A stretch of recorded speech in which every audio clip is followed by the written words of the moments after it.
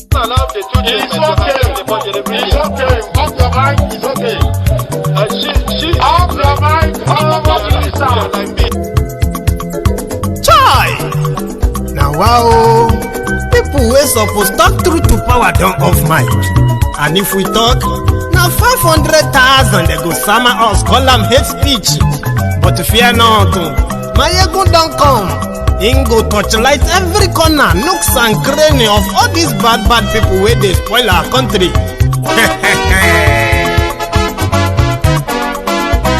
So my people make we laugh, yo yo. Maiyegun don't come, oh yo yo. My people make we shout, oh yo yo. Maiyegun don't come, oh yo yo. Maiyegun don't come, man of the masses, oh yo yo. Maiyegun don't come, oh yo yo. Maiyegun diary Politico, oh yo yo. Maiyegun don't come, oh yo yo. This one not the off in mind, oh yo yo. Maiyegun don't come, oh yo yo. Can in the touchlight every corner, oh yo yo. Maiyegun don't come, oh yo yo. Okay, some people be they holla say they want the power. Chai, them be promise us say we go get light and power. Them hustle sote they can't get the power. But now they know they do anything with the power. Every day, dollar just they get the higher power over naira. See them talk say make we off mind, but thank God say Maiyegun don't come.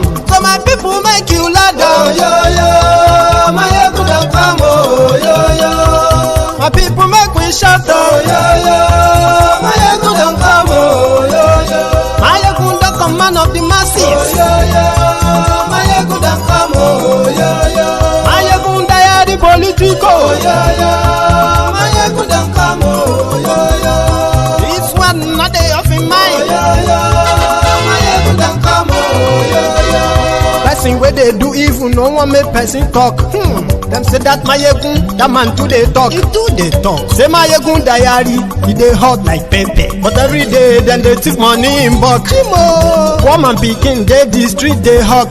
Still them talk say make we no talk. But thank God say Maiyegun don't come. So my people make you laugh, oh yo yo.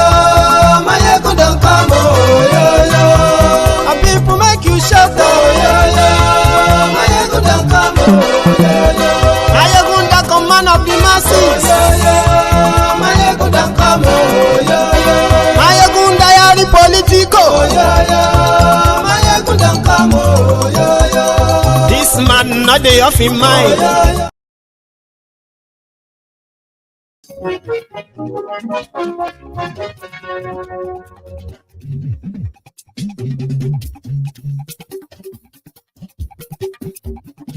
Maiyegun la wa mo dojo.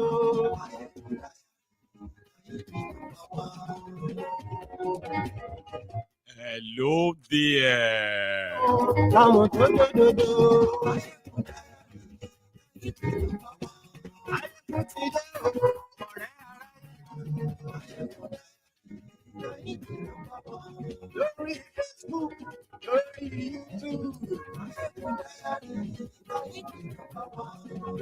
Good morning to you, good afternoon to you, and good evening to you from wherever you are watching from. It is Maiyegun live.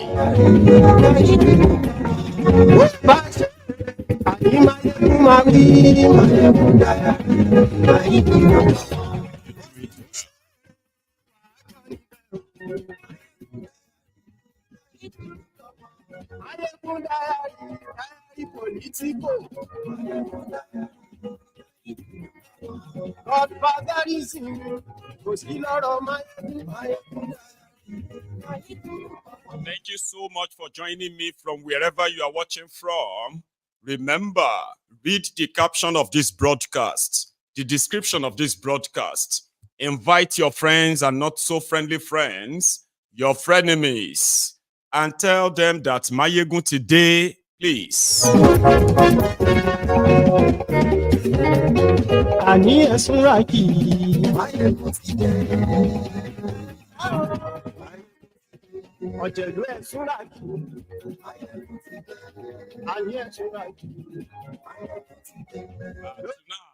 to you, my friends on Facebook and my not so friendly friends on Facebook.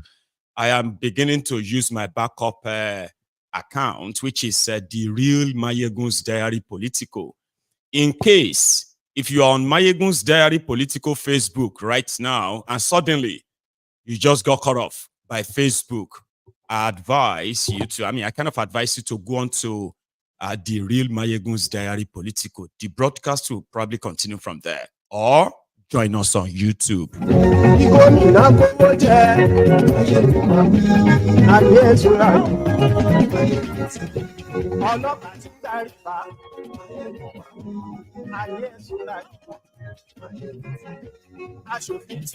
Bokohari says he's very happy with Tifnumbu's performance since he became your president.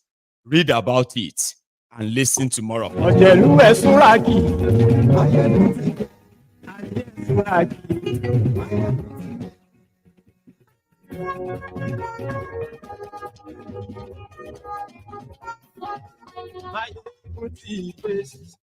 Motide, good morning to you once again. Good afternoon to you and good evening to you from wherever you are watching from. It is Maiyegun live. Let me adjust this my screen so that I can look smaller. You can see me very well, right? Please, if you have read the caption of the broadcast, the description of the broadcast, and you have actually shared it, there is a special thanks for you. If you haven't, please do. Yes. Yesterday I was here and I said, we are no longer seeing hunger protests. It seems that after the 2 days warning strike for hunger by the NLC in Nigeria, the people have been left on their own. Go and sort it yourself. Sure you get. Anywhere where you see chop. This is not the moment they will say, may we not eat our enemies' food. This is not that time. You, children of this generation, if you look around and your friends are not cooking, everybody is hungry. Now your enemy, they cook. If they offer you food, collect them. No matter your problem, no matter your situation, right? If you see food, eat. Oh, any problem where you go see, where we say you go see food, you won't be able to eat. That is even more than whatever you think you are going through. Oh. Like I told some of you yesterday, the shege that is flying about in Nigeria today is not sparing anyone. Nobody is spared. Not even those who live abroad. A lot of people have some sort of extra cushion, like extra flesh to take the beating, to take the heat. Others are collapsing on the street because, well, they've got no cushion left to cushion the effects. It is democratized. It is foolish for anybody to still be kind of championing tribal, ethnic, religious, and other nonsense in this face of wahala. So listen to me once again. Any problem, no matter what you are going through, yes, hunger. But listen, any problem where you no matter how big or whatever you think your issue is, when you see food, try to eat it. Because if you get to a situation whereby you are seeing food and you can't eat anymore, that's a bunny hell. Do you understand? NLC and every other activist who wanted Tifnumbu to do something about the rising cost of food prices. They offered him so many ideas, and some of them, I think, they have been putting them to use. Rather than reduce the hardship, it has escalated. Now, the escalation, for those who are even living in denial, Baba, I don't think anyone is strong enough to continue to live in denial or in the face of what everyone is facing now. Therefore, whatever it is you are doing, I also pray that, please, so I advise Tieni, don't forsake you. You have been abandoned, and a lot of you are already, taking their own destiny into their own hands. In Kano, they said a car parked somewhere in Kano. a car that's, public transport, right? A car parked and filled with noodles. Noodles, right? And this person was waiting before they kind of, it's like, you stop over and then you want to leave. And the guy came back and the entire content of the whole vehicle was gone. Everything. Hungry people stole everything they found in that truck. I mean, that car, this is not even a truck. Oh. Yesterday, you saw them when they went after, it was actually 2 days ago, in Zaria, Kaduna, where hungry Nigerians have taken laws into their own hands as well by robbing the food item truck. A truck conveying noodles as well, Indomie noodles. So they stole every pack inside that truck. I don't know. I think I still have the clip. You remember this now? Gani yanzu nan dogarawa ne gashi mutane gayi nan ka gani taliya ce gayi nan ground ce gayi nan suna iba ka gani da yawan mutane ba musulmai bane da yawan mutane ka gani musuluncin na ƙarya ne Allah ya dare ka gani sallan juma'a aka sako amma ga nan mutane fashi suke shiga musuluncin ya zama na ƙarya ka gani ba imani ka gani ga nan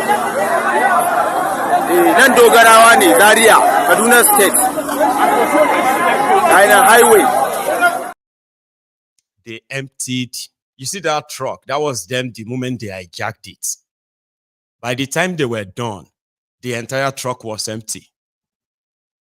That was in Zaria, Kaduna State, 2 days ago. Anyway, where you see food, chop more.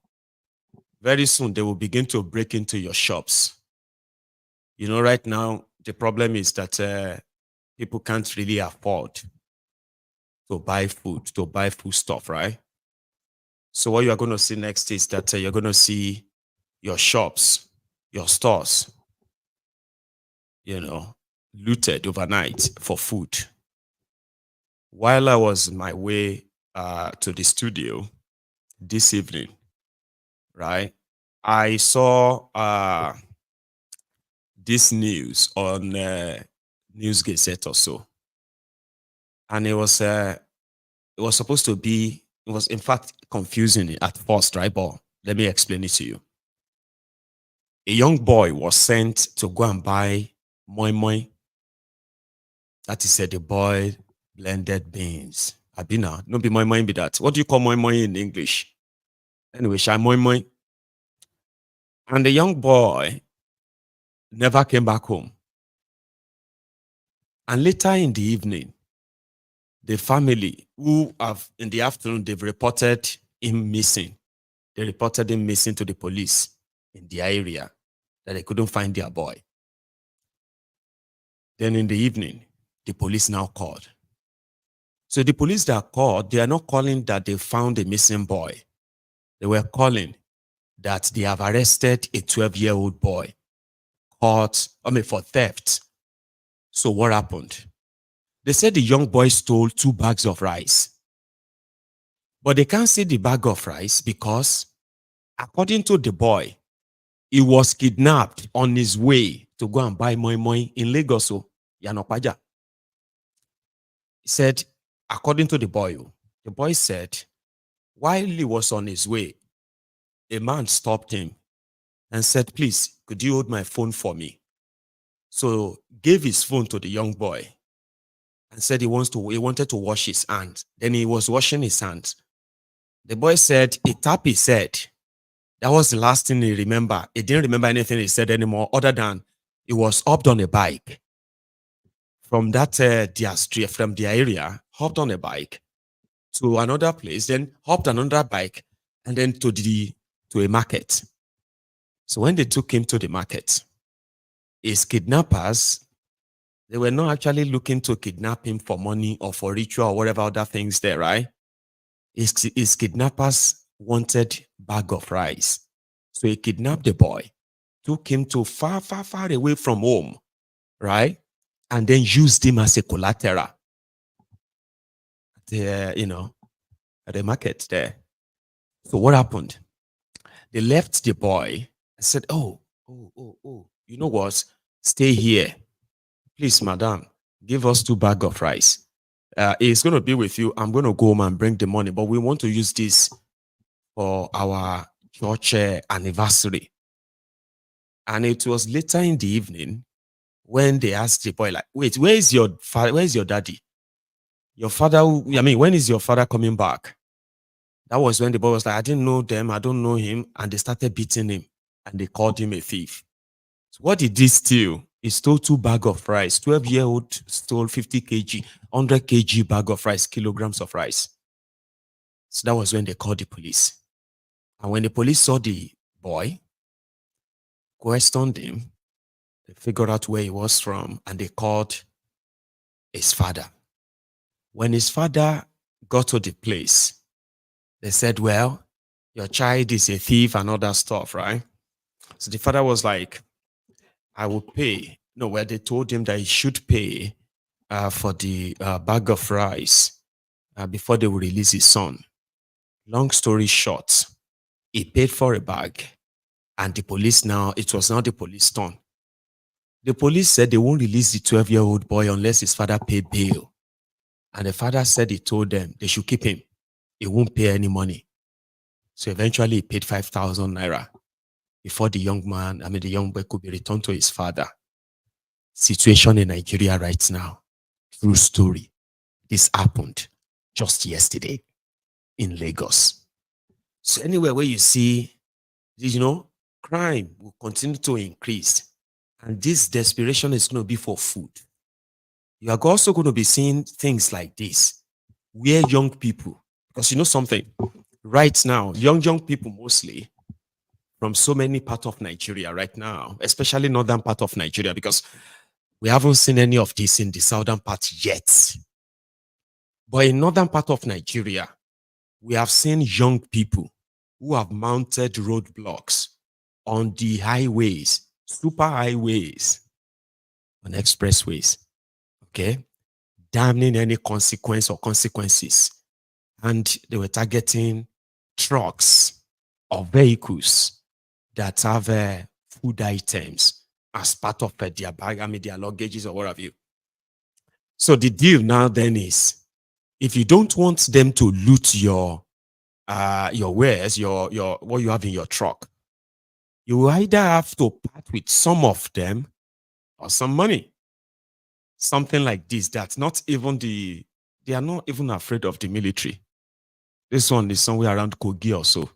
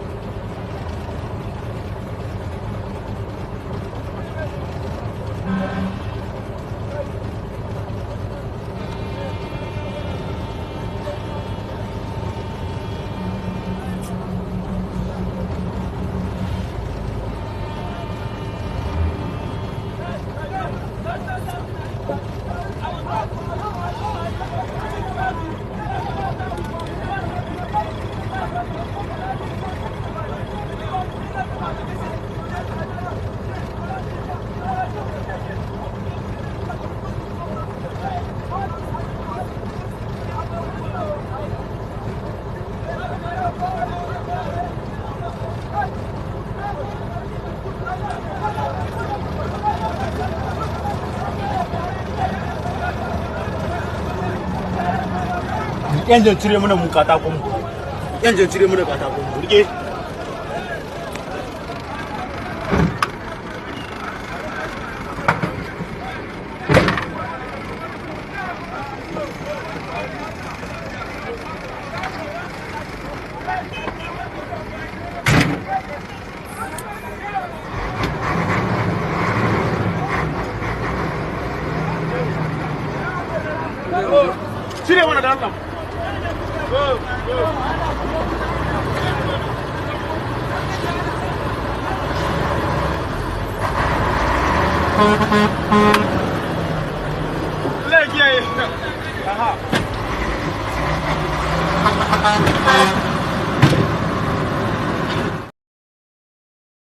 So before now, people, let me say drivers that are applying the Nigerian roads, especially those who are traveling up north, they were mostly prepared for the road terrorists, starting with the Nigeria police, the Nigerian custom, the Nigerian army, the local vigilantes, the local thugs, the local government, the state thugs, and all of these terrorists combined.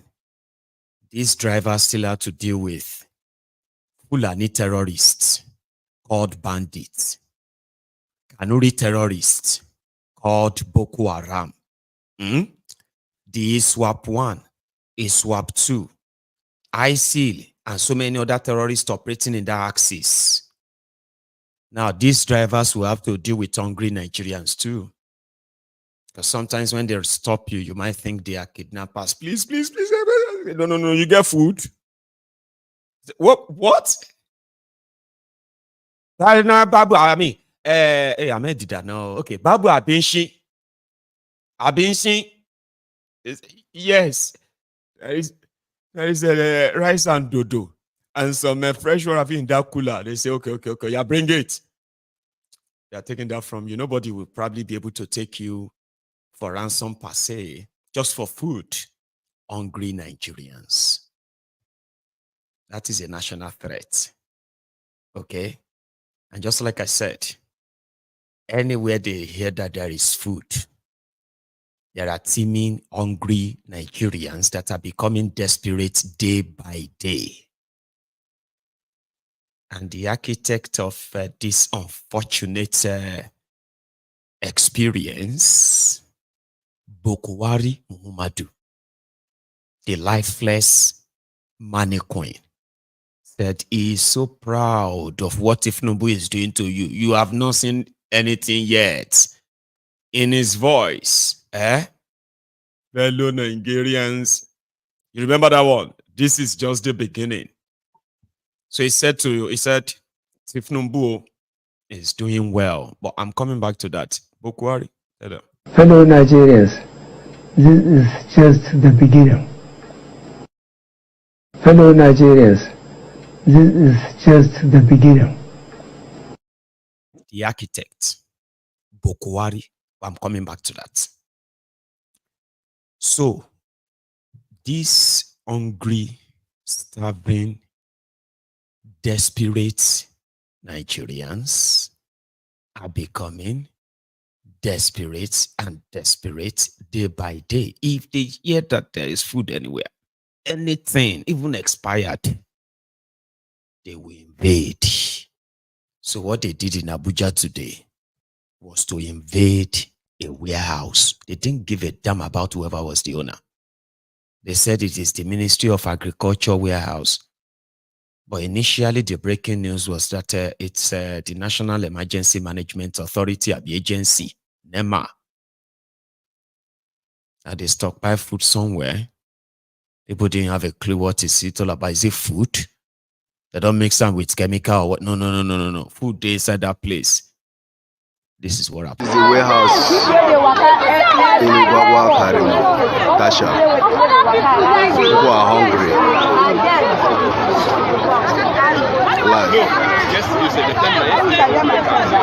It's the warehouse. So you have a clearer or something, no, not clearer, something more detailed, okay, of what happened in that place. Take a look at this one.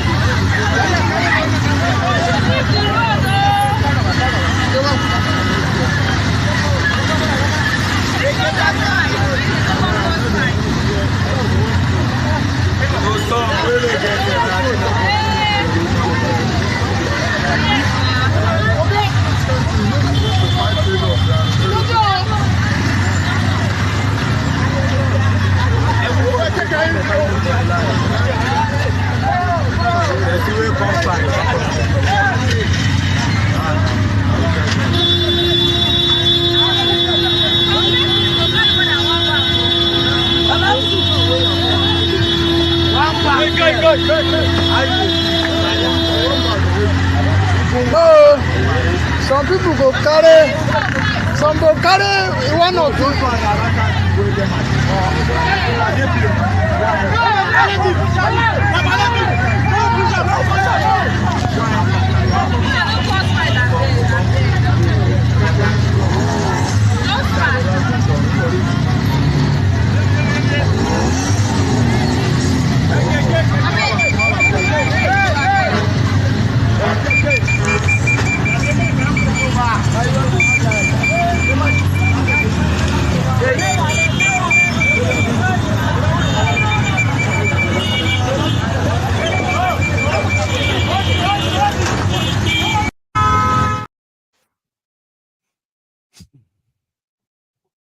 That is the situation now.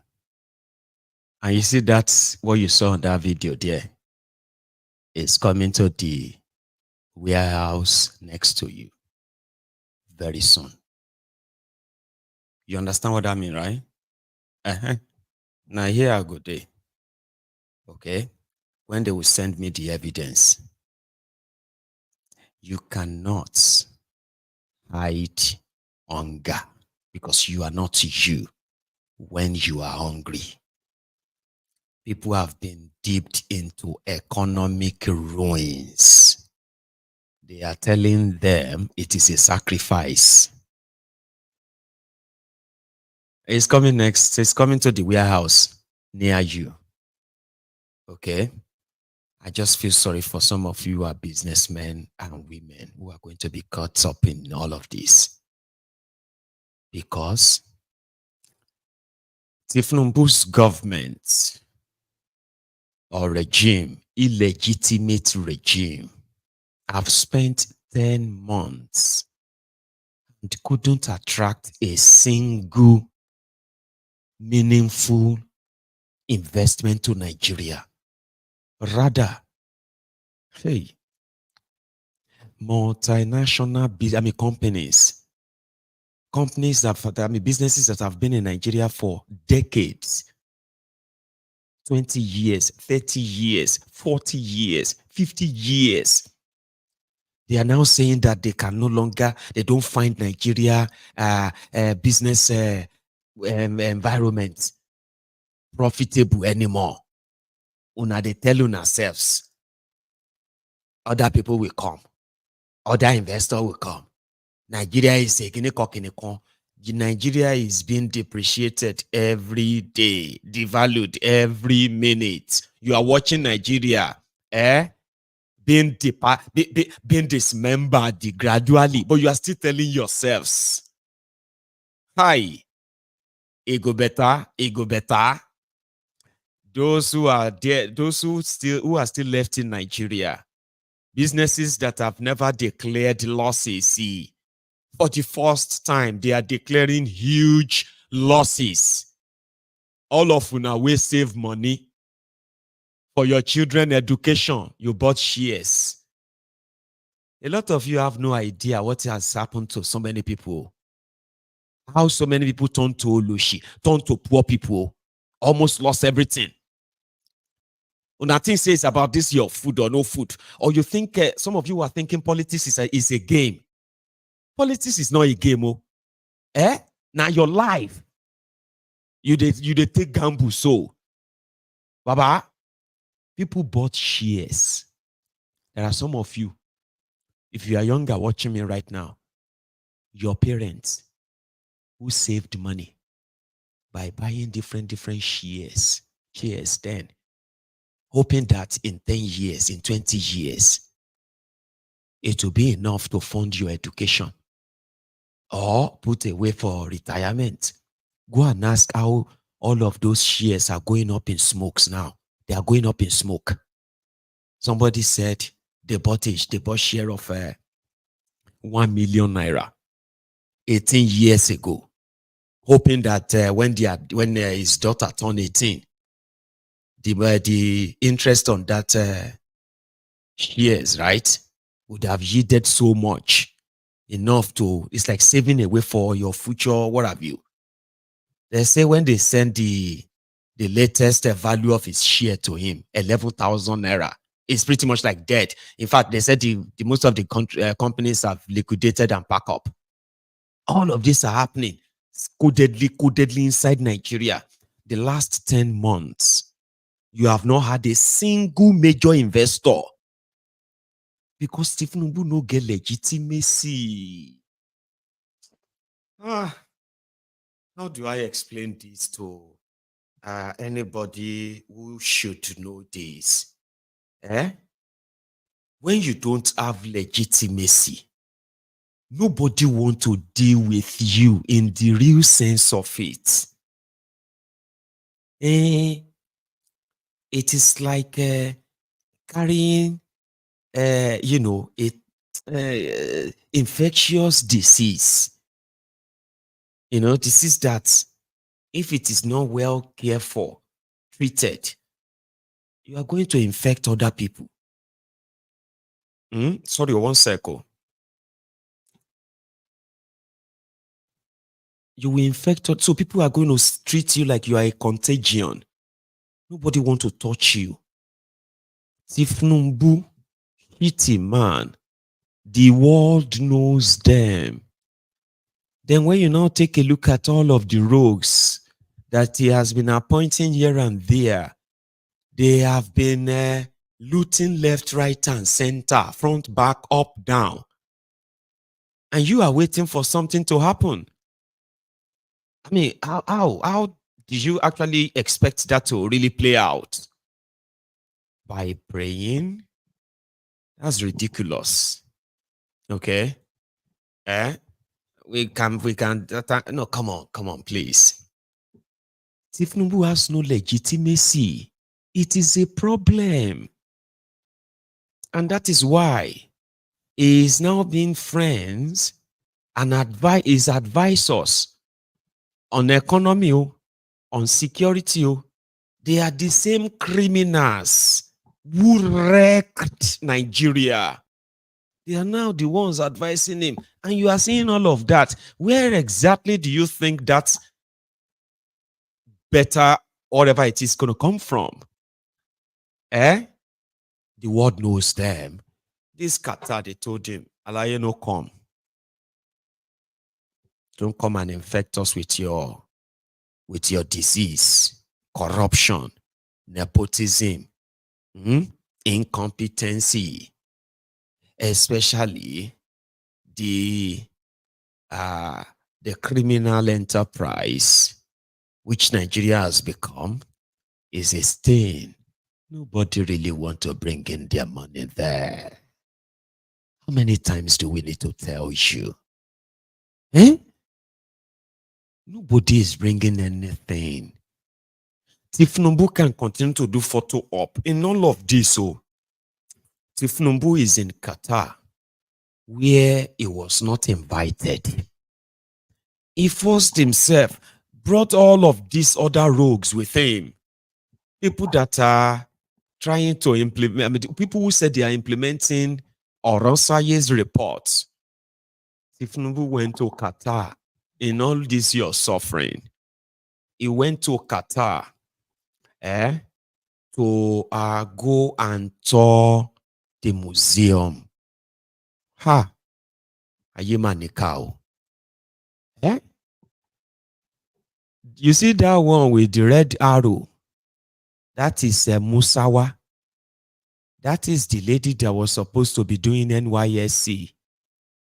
But because in Papa, her father was one of those Islamic clerics from northern Nigeria that also deceived their people with Muslim tickets.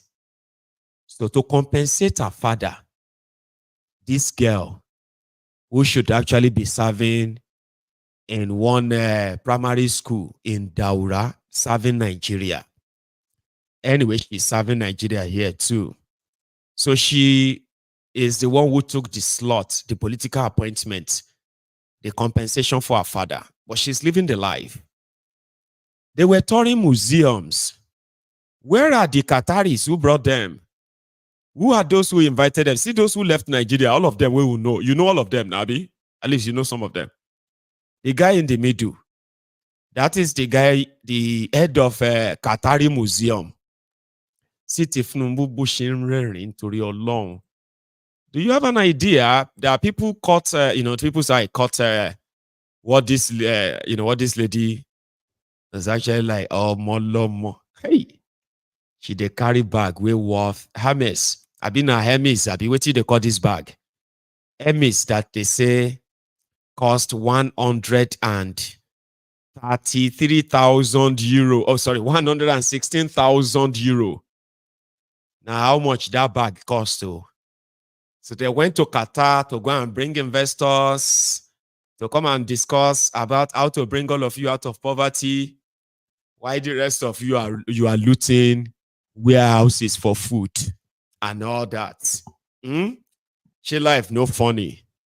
Tifnumbu is storing museums, old museums, so that investors in museum, maybe in Benin artwork, they will come investing. And Nigeria will get investor from Qatar. Here is a Tifnumbu touring museum to bring investor to Nigeria. I'm sorry, I just wanted to see the place too. It looked beautiful.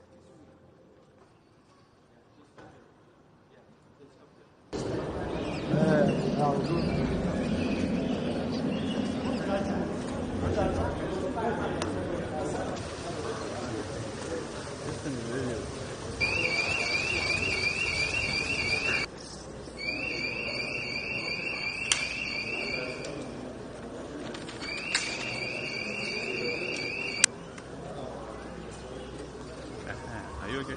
Yeah. It's this way.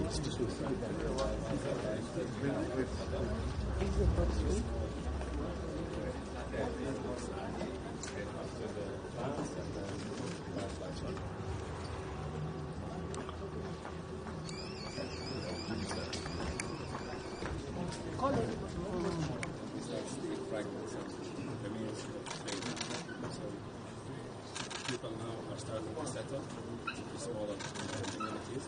They move from the store food as well. In the area of Yorubas, they find the spears, the hammers, yes, because they were hunter-gatherers. But here also it tells us that there was trade happening as well.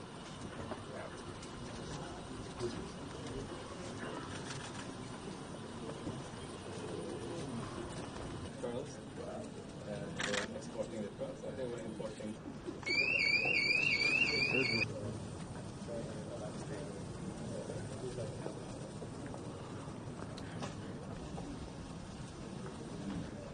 Branding that they use on camels, each one of them is for a different family and tribe. So it's still used today as well. Yeah, or on the neck.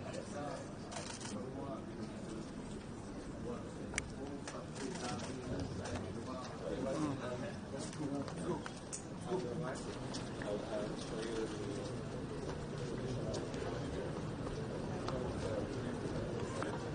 at Zanzibar. These are all the names found in Zanzibar. Now that town was very active, but then abandoned, settled at different locations. Yes. But the remains were there, and a lot of was found.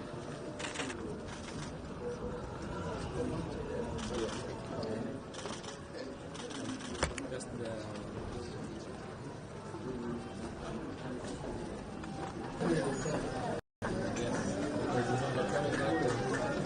we have the small ones, we have the large ones. The most perfect one is on the top right. That is called Aldana. So the name of Aldana comes from the verb.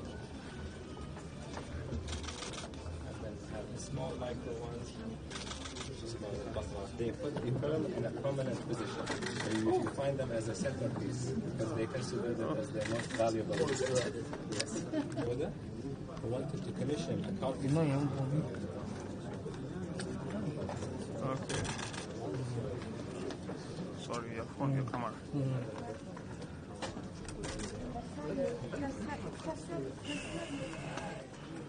1.5 million.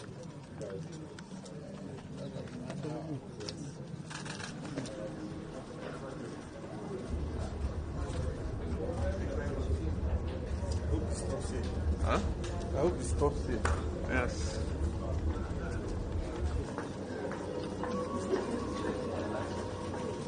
Apoloniosa.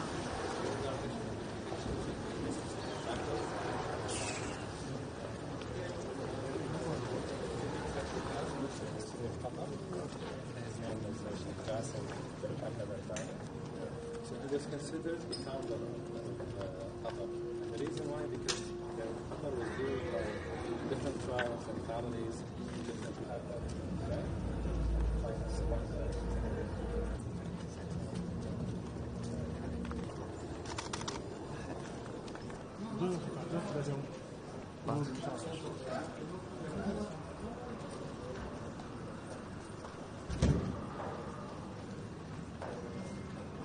Yeah.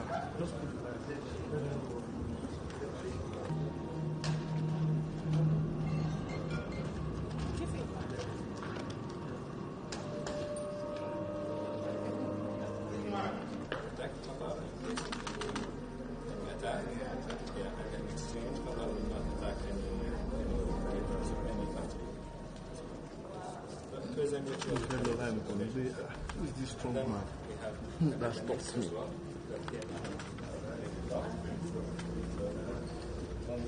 See the Japanese inventor. He's the one faster and they are cheaper. The natural ones, there is no that there is and the population dropped to only 25,000. The technology to liquidate it, to freeze to make it alternative to liquid, is only recent. So that's why Qatar was focused on oil in the past. They never knew what to do with the gas. Because we consider it a waste product actually. Yeah. So then as soon as oil comes in, now we can really see that Qatar is starting to form as a nation, as a modern nation. So you have certain industries start to form as well. And then the first export, as we mentioned, 1949. Is that not what you get when you go to the museum? Have you ever been to the museum? Yeah, that's what you get. You get the tour guide who's going to be telling you the history of every artifact you see. Oh, this one is from the 1420 AD. This one is from 5 AD. This is the sword used by Ibn Mutalab al-Kabiru in 65 AD. He used that to rescue 200 people who were trapped by surprise goats, because that was the first time they saw goats. And they were like, oh, what demon is this? So this is the sword he used. That's what they tell you about history like that. Things that were remarkably part of the people's history, adventures, like that. That is what Koolu went and packed all those praise singers, court jesters. Did you not see Akuri Nigalaila there? So I told you, Qatar people don't get any business with them. Okay. Finally, they found one or two Qatari you know, possibly, I won't call them businessmen, but they met with Dele Alakori. Now, Dele Alakori, who is your Minister for Mineral Resources, Abinko. So, Dele Alakori, who was just on vacation with Tifnumbu, now told the people he met that I am the Minister for Mineral Resources Nigeria. We have so many minerals and Fantas, we have so many minerals and so many mineral resources like Fanta, Coke, Sprite, Mirinda and all that. But I don't have the data here. So I can bring the data to you later. When I come next time, I can tell you, you can make a lot of money in Nigeria. I promise you. Okay? You just come to Abuja. Okay? I'll show you everywhere you can go. And see, I am only trying to make it sound lighter. Okay? That's exactly what he told them. He said he will bring back the data for all the Nigeria's mineral resources that Qatar can invest in. Oya kilewa lo shen Qatar.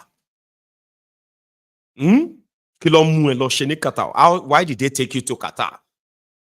If you have nothing to offer them right there, anyway, go and read it. It is right there in the news. So what they usually do is that nobody has their time. Okay, they can put some Arabs inside the room. Okay, put some scarf on their head and all of that, make them look like they are Qatarian business people or government.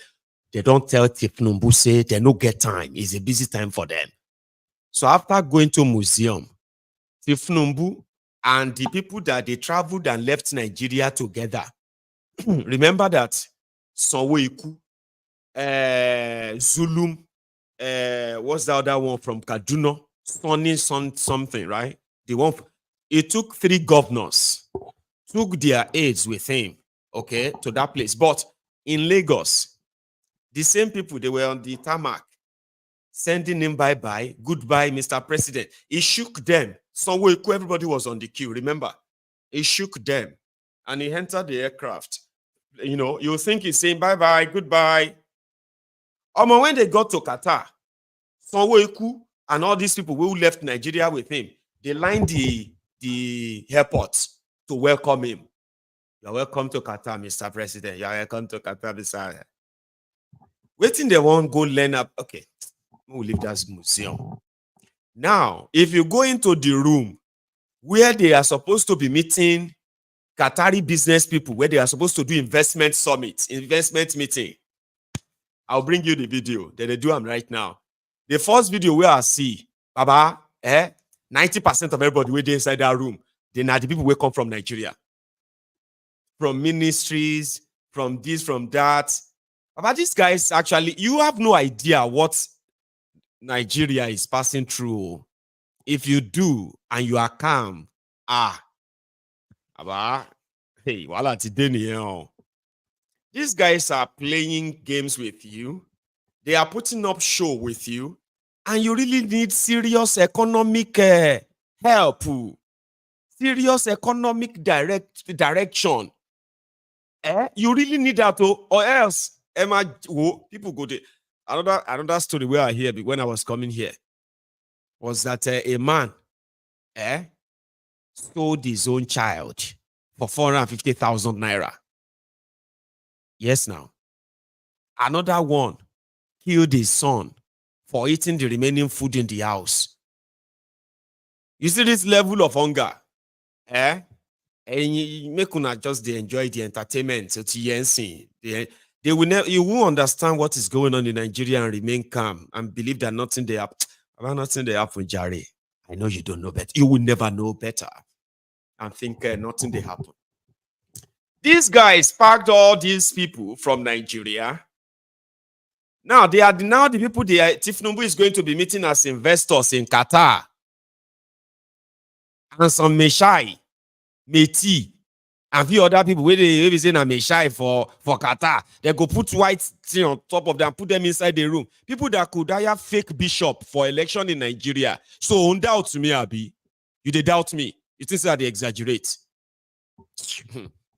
Now they suffer Stockholm syndrome. Me, I don't get Stockholm syndrome. You know what I mean? You deceive me once, it's my fault. You deceive me the second time. Sorry, you deceive me the first time, it is your fault.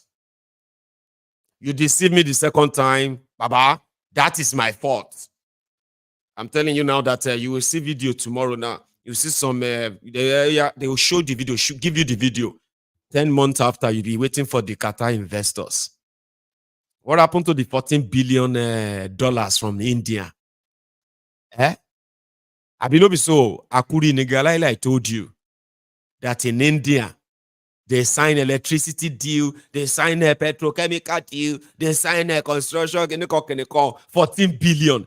President Sifnumbu came back from India with $14 billion investment.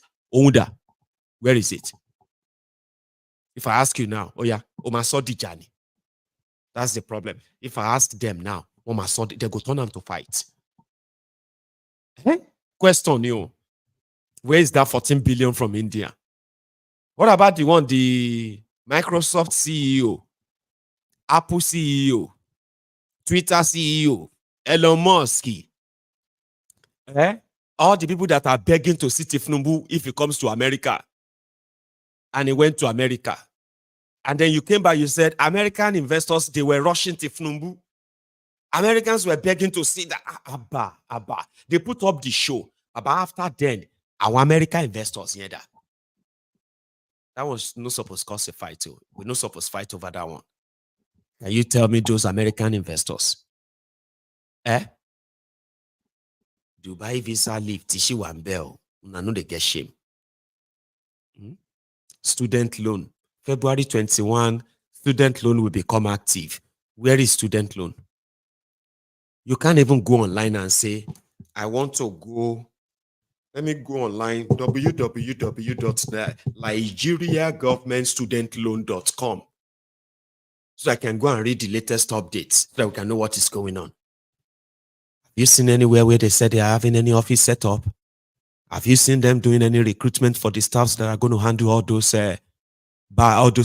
requests? Have you seen any?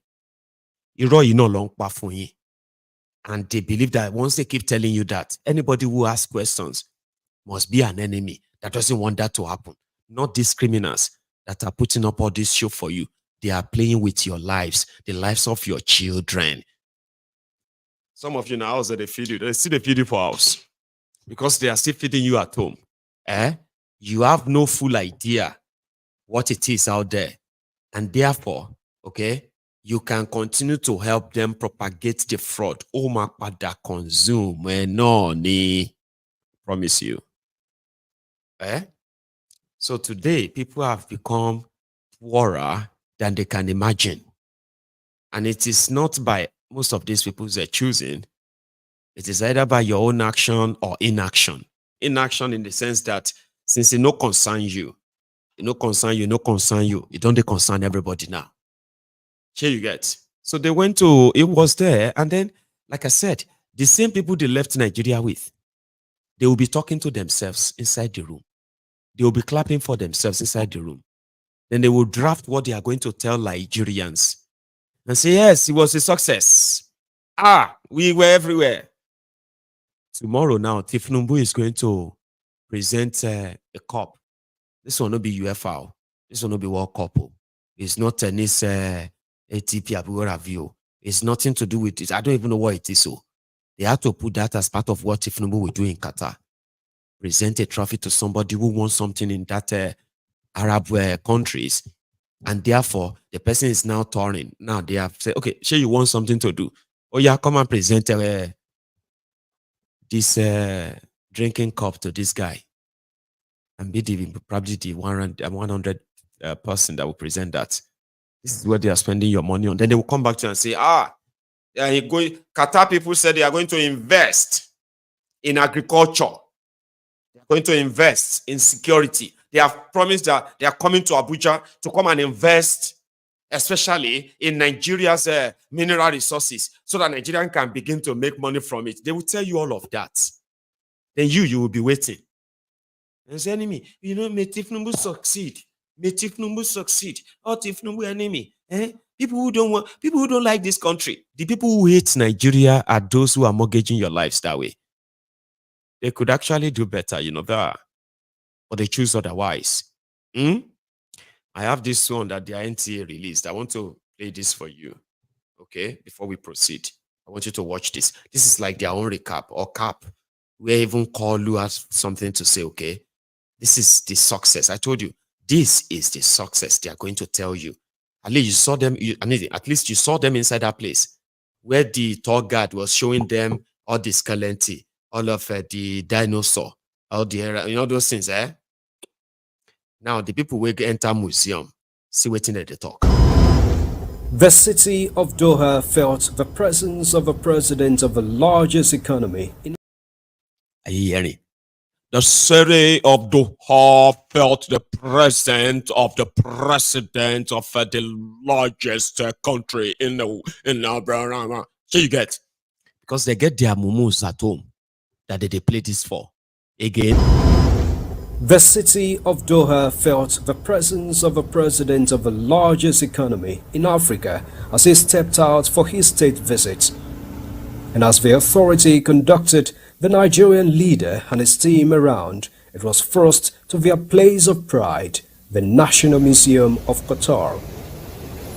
With exquisite exterior architectural design and immersive interior, the space represents a classic edifice only of its own class. The gallery spaces indeed engaged all the senses in telling the story of a nation and its people, the rich heritage and culture of a country passed on from generation to generations, well accounted for and kept alive. The Qataris say the center does not only house their history, but it is also part of their journey. President Bola Tinubu is the first Nigerian leader so honored with such a journey back in time through the evolution of the state of Qatar. I'm glad I'm here.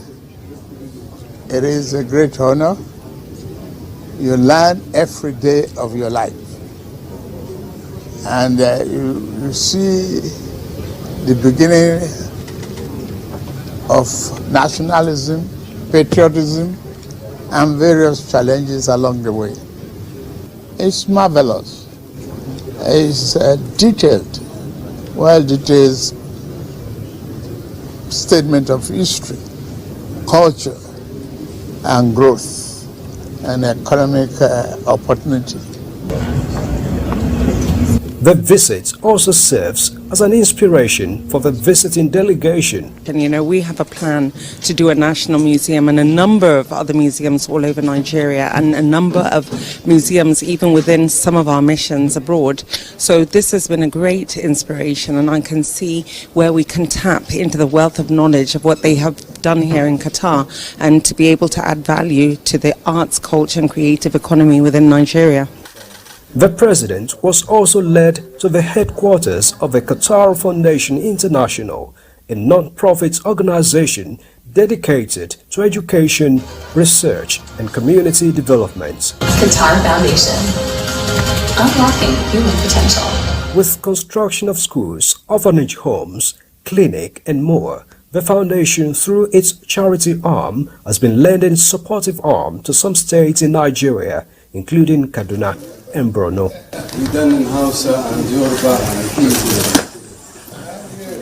I think the presence of the President of Nigeria will push forward the Qatari Foundation to broaden their support to Nigeria, especially in the areas of education, health, as well as community development, most especially in the areas of research. The delegation see a future of a wider collaboration in knowledge sharing between the two nations. From Doha, Musbah and Wahab, NT. I will tell you, that is the package that they have streamed to their Nigeria audience. Sifnumbu went to Qatar National Museum, and the city of Doha felt the presence of the president of the largest economy in Africa. These guys are still telling Nigerians that they are the largest economy in Africa. The same economy that has been debased and reduced from $500 billion economy in 2015 to what is now a paltry 360 billion economy. South Africa, they manufacture plane. South Africa. South Africa, they manufacture weapons that are being supplied and sold all over the world. Waiting exactly be the largest economy of Nigeria. Just the same way. Anytime we tell them that, can we please count ourselves so that we can actually be sure that now 200 million mumu dey inside this contraption. True. Now wahala go start. There's no true data in Nigeria, you know that. Most of those things were just bragging that somehow we just grew up to believe. And today we are asking for them. Where are those things? Because they never existed. It's all fraud or lies. Anyway, Tifnumbu is the first Nigerian leader to enter Qatar National Museum. Wow. What an honor. Honor gidi. Honorable. The honor of being the first Nigeria presidents to enter Qatar's National Museum. What an achievement. And you see that Musawa, that lady. She said, well, she's the Minister of Culture. So they have plans of building museums. Don't be surprised, though. Don't be surprised. If to say we're a wiki, follow them. I won't be surprised if you begin to see, they will say, Nigeria National Museum, Abuja. They need to renovate it. Okay? 450 billion naira. So that it can look bigger and better than the one Tifnumbu saw in Qatar. And they will say, this is going to help the Nigeria national growth. It's going to help Nigeria. It's going to tell Nigeria national blah, blah, blah, blah, blah. Una go see they carry your bowl, Bambi Allah bowl. Asking the rest of the world. Did you hear that one from the Sharia Borono? That is the Zulumo. That is the headquarters of the Nigerian Bambi Allah, the Alimajiri. Baba, that guy is the governor of a state where half of the state is no longer part of Nigeria. It's being controlled by terrorists. Local government areas in Borno State, out of 27, how many local governments there? Now only just about 11 remain under Nigeria. 16 local government to 17 local governments are completely overrun by terrorists. They don't even do election there anymore. Here you get, they just do the whole election inside Maiduguri, the state capital. They know they do election, they just write names anyway. This guy, once he get paid the money every month, he will just order the guys where they supply rice, beans, and all of that, ororo and all that. And they will supply the bags and all of that, right? And he will share food to everybody. The rest of the money, nobody they ask. No, nobody they ask. He is so used to that, what do you call it, being handed fish. And that is why Qatar Foundation, that has possibly been helping them, according to him, giving them food and education. I don't know. So that Tifnumbu was inside their foundation building in Qatar. That's going to help us. So now if we tell them now that Nigeria, come on, these are the people who are planning for how they are going to make your Nigeria better. Now let's remove all those where they talk there. Now here is a Koolu Tifnumbu where they are asking that, okay, how about this sort of thing? I want you to listen. He also told them, he said, I have told the people they have shown me that they are Qataris. I have told them that if you come and invest in Nigeria, if anybody asks you for bribe, come and tell me. I will deal with them myself. That's another talk. Koolu. Yeah. It's marvelous. It's detailed, well-detailed statement of history, culture, and growth and economic opportunity. And it is great to document this kind of culture from beginning of history, the beginning of civilization, the collaboration, the challenges, and the perseverance of leadership. Excellency, Nigeria also has similar background like this. How do you reconcile that of Nigeria? Well, we still have a long way to go. That's all I need to say. Thank you very much. For now. Thank you very much, Excellency. I'm glad I'm here. It is a great honor. You learn every day of your life. And you see the beginning of nationalism, patriotism, and various challenges along the way. You learn as you go on. Thank you very much. Hey, my closer. It's marvelous. Nuisance Lele. Nuisance Lele. He don't tire. He has his usual line.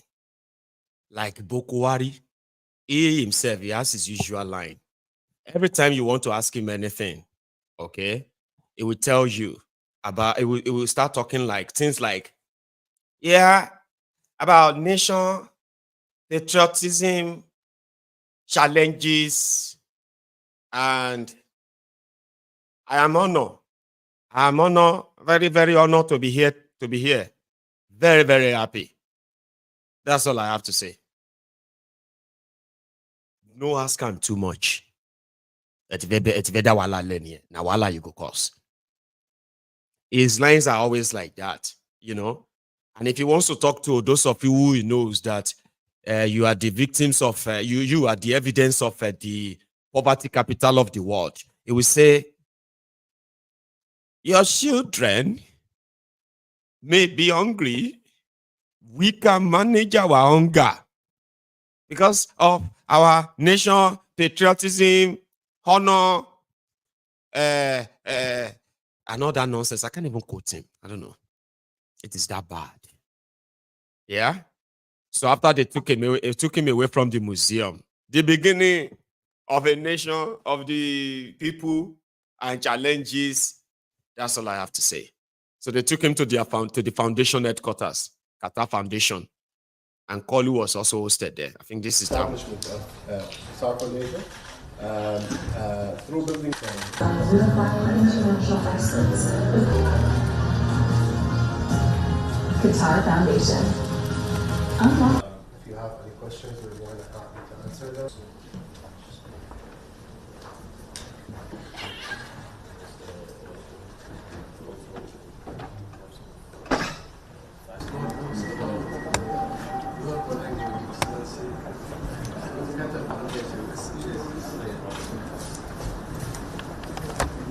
We done in Hausa and Yoruba and yes.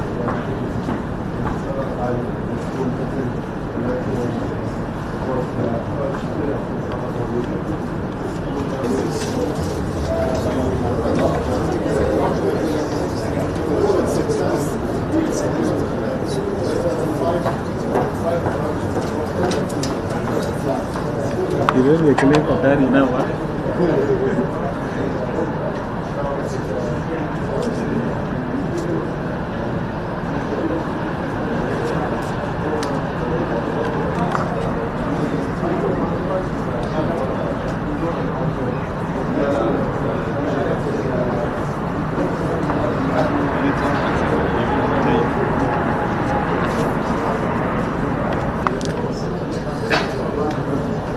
Are they coming this side?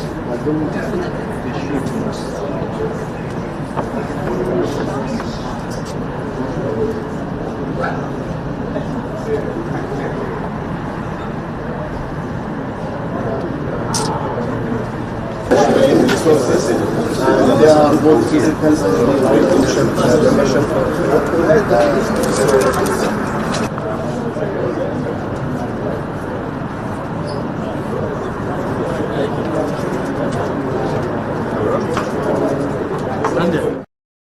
We have to pacify.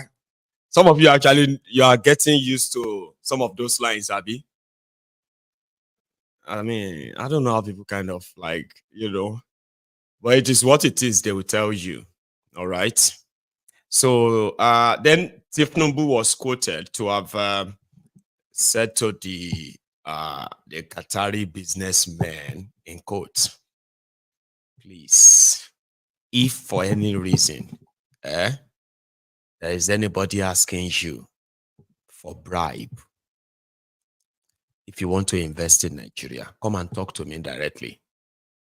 So what that simply means is that everywhere where Tifnumbu go to, by the way, everywhere he's been to, there is this guilty kind of posture that is not only just the physical one.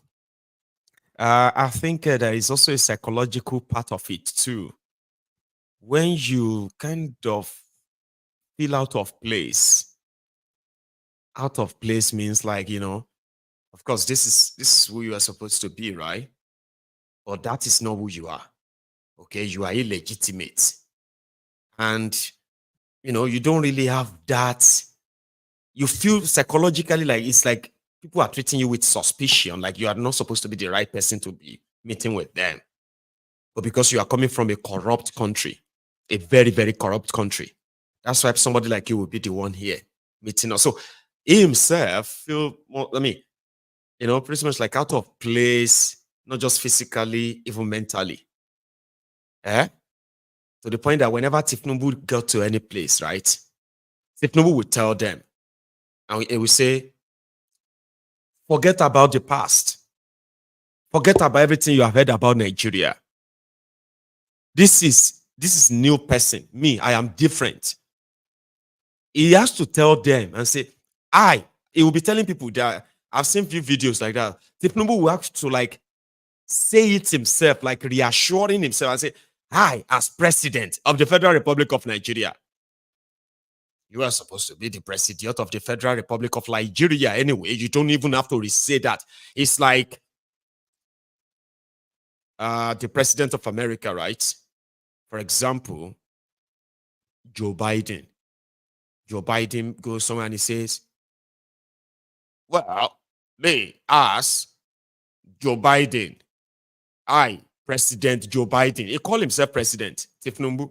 So you get what I mean? Like, he has to kind of psychologically tell himself that I deserve it. I deserve to be president now. I mean, I'm president. Yes, I am. Do these people see me as president? I'm not sure they see me as president. I mean, what do I need to do to make them kind of see me that way? They pack all of your supposed senior government officials, state governors. They sat them inside. They sat all of them down inside one hall to be watching almost 1 hour video about a Qatar Foundation. All the good things Qatar Foundation has done all over the world, in Qatar, in this place, in that place. They sat your president and everybody, including Ribadu. They said all of them should sit down to watch 1 hour video. They are just there like, did you see Ribadu? Ribadu was like,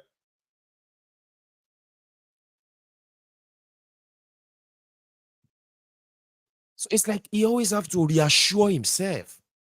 It's like Tifnumbu have to reassure himself that I am the president, so you need to see me like that. If I tell you something, I am serious. Then you always want to tell them that I am different.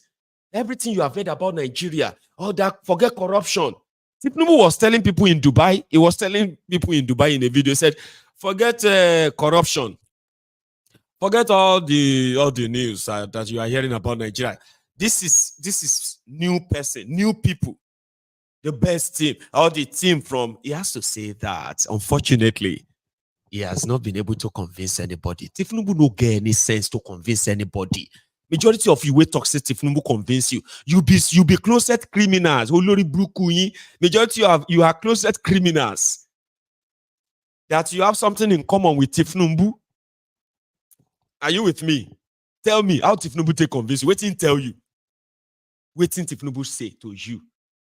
That you are like, Then, if we lend ourselves to innovation,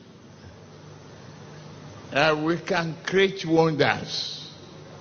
Yeah, it's a successful again, a town hall, different from blue, Bulaba. If we I've been at this one. And we are competing with armed robbers and the bandits to recruit from the youths who are unemployed. 33% unemployed.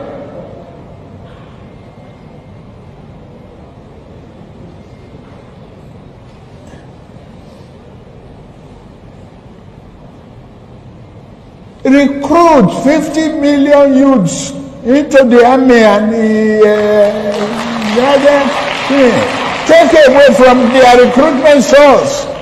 What they will eat? Cassava, agbado, corn, and the morning, yam in the afternoon. It's growing here. You create demand and consumption.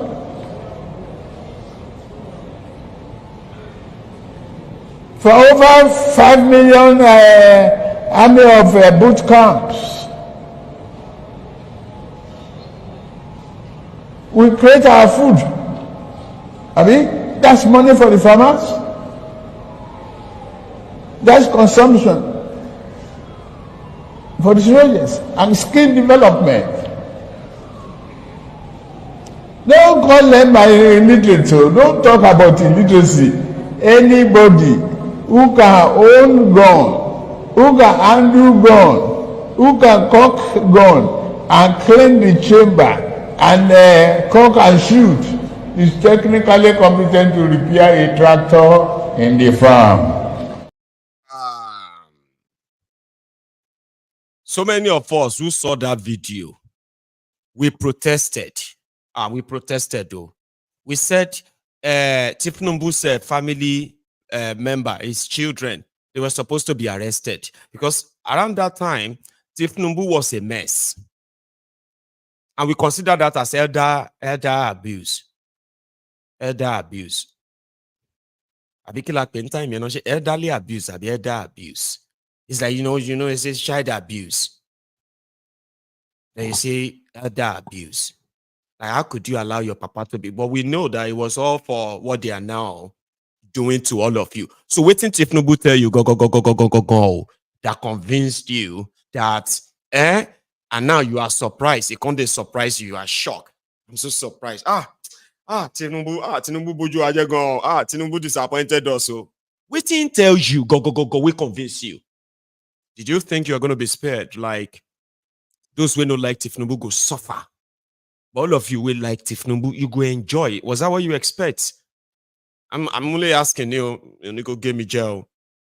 Now, Tifnumbu, like I said, will always love to convince the world and say, don't listen to what you hear about Nigeria. It's not true. Believe what I say to you. See, look at me very well. My name is Bola Ahmed Adekunle Tifnumbu, but everything you hear, I'm not a drug dealer. I'm not a Guinea. I'm not a thief. I don't have dementia. Everything you have heard. Nigeria, see all those things you heard about Nigeria, they are now in the past. Talk to me, okay? I am different. It's like trying to say that to the world everywhere he goes. It's like trying to say that to them that, please now, look at me. Forget about what you heard about me. Please ignore all of that. I'm different. Begging. So he told them, he said, listen, you might have heard that Nigeria is very corrupt. It's true. You might have heard that Nigerian government officials always collect bribe. It is true. But look at me. Look at me. I am different. If anybody asks you for bribe, come and call me. Report to me. And the Qatari was just like, right. We'll think about it. So somebody was, this guy was at the channel's television today, and I think that's Chidoka. He was talking to Shiu. So he had this to say about this posture of Tifnumbu. He said he will continue from where Bokohari stopped. Abi? The disgrace just started. But not like this one, I go to react. Stifle the investment arrangement that we've made. Because it has happened in the Halliburton scandal. We've seen a lot of scandals in this country where investment drive comes into the country, but it's being stifled by corruption issues. You don't think that it's learned from the past to say, to not allow all of what we have heard in the past to affect your judgment about investing in Nigeria? Hell no. Did you hear the president of Italy comment about the Ajib bribery case in Nigeria? That a business goes to do their business and spends bribes. It's not the business of the government of Italy. It's not the business of the government of Nigeria. The people that are caught doing it should be punished. And we have processes for punishing it. No foreign investor will be happy to know that he needs to talk to the president to be able to reverse an issue of corruption or bribery. Nobody in the world would like to do that. The fact that Halliburton, you mentioned, was a case. Have you heard any precedent from the country of Halliburton coming out to speak about the Halliburton case? We had the Enron case. Americans went and passed a law and said these are things that we should stop companies from doing going forward. When the banks collapsed, they passed the Sarbanes-Oxley law saying remove investment banking from commercial banking. Countries, presidents take action to systematically solve a problem, not whistleblowing and catching thieves. So you think that the optics for Nigeria... I don't think the optics for Nigeria... It's not good optics for Nigeria. It's not good optics for Nigeria. I hope that in future he will not say this again. He should find a way to reverse himself and just say, these are some of the things. I just want to show you that we are on top of the situation. But the truth of the matter is that Nigerian banks are operating around the world. Nigerian banks are operating in the US. UBA has a banking license in the US. GT Bank has a banking license in the UK. Why are you going to make people believe that Nigerians are bribe takers? Why would the president of Nigeria condone that? He shouldn't.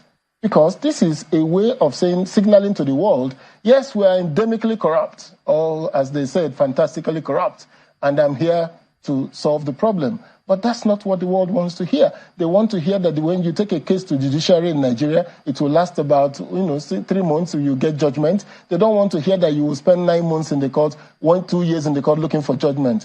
They don't want to hear that you need to go and see a judge for you to get judgment. They don't want to hear that the police in Nigeria will ask you to bring money to go and investigate.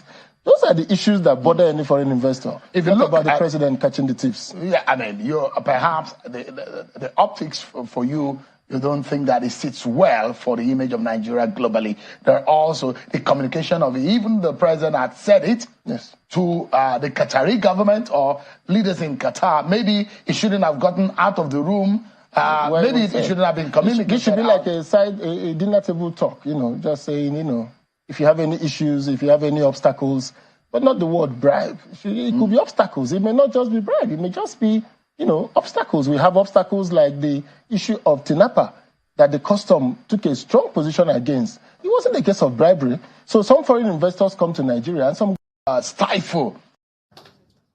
I don't want to sit here and reveal all my strategy. I am the first speaker among the 3 of us running. So they will spy on me. So you will have a limited answer here today. Another day you can bring me back. Nuisance Lele. Nuisance Lele. So that's Koolu. Like I said, somebody is fighting for, is looking for legitimacy. Somebody we know today okay up there anymore. Okay? And then those around him want to give him something to make it look like something is happening or what have you. Person don't get anything for head. They say maybe they talk for dinner table talk. What is dinner table talk? You can tell these people say dinner table talk to this one. So,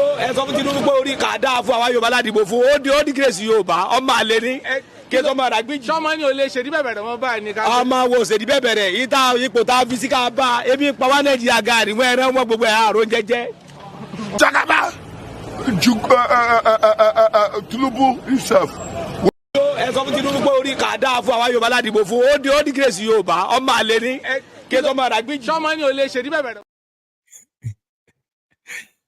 So ó ti dójú ẹ̀ ń sẹ́yìn. Ó ti dójú ẹ̀ ń sẹ́yìn.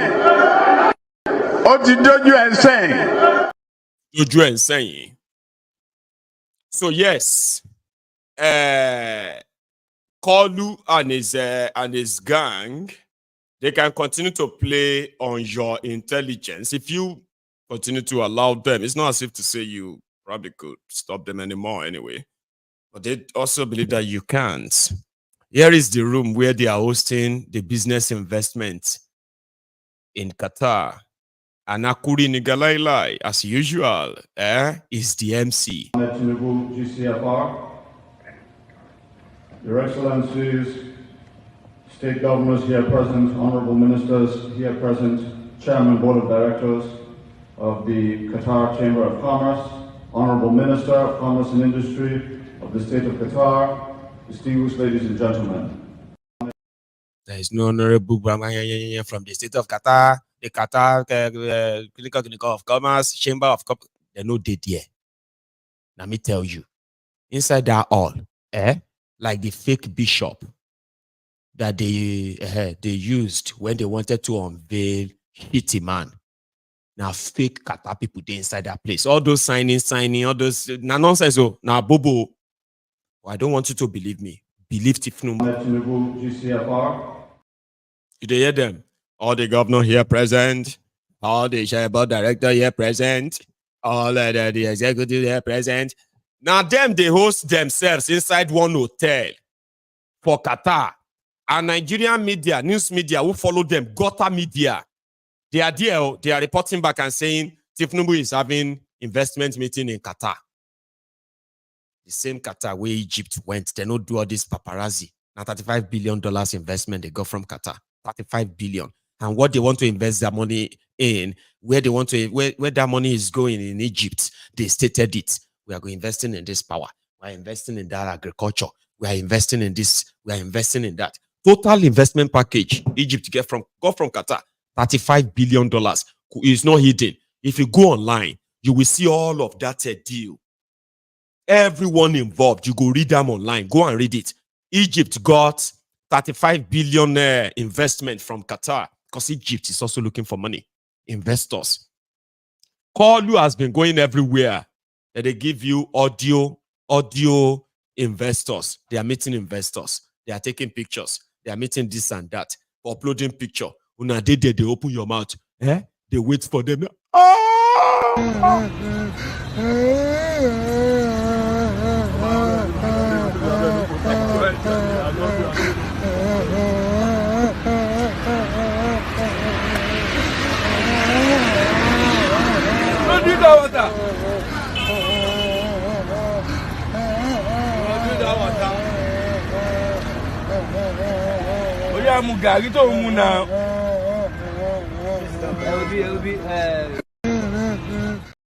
That's the state of some of them. You go to say now, that one a drug.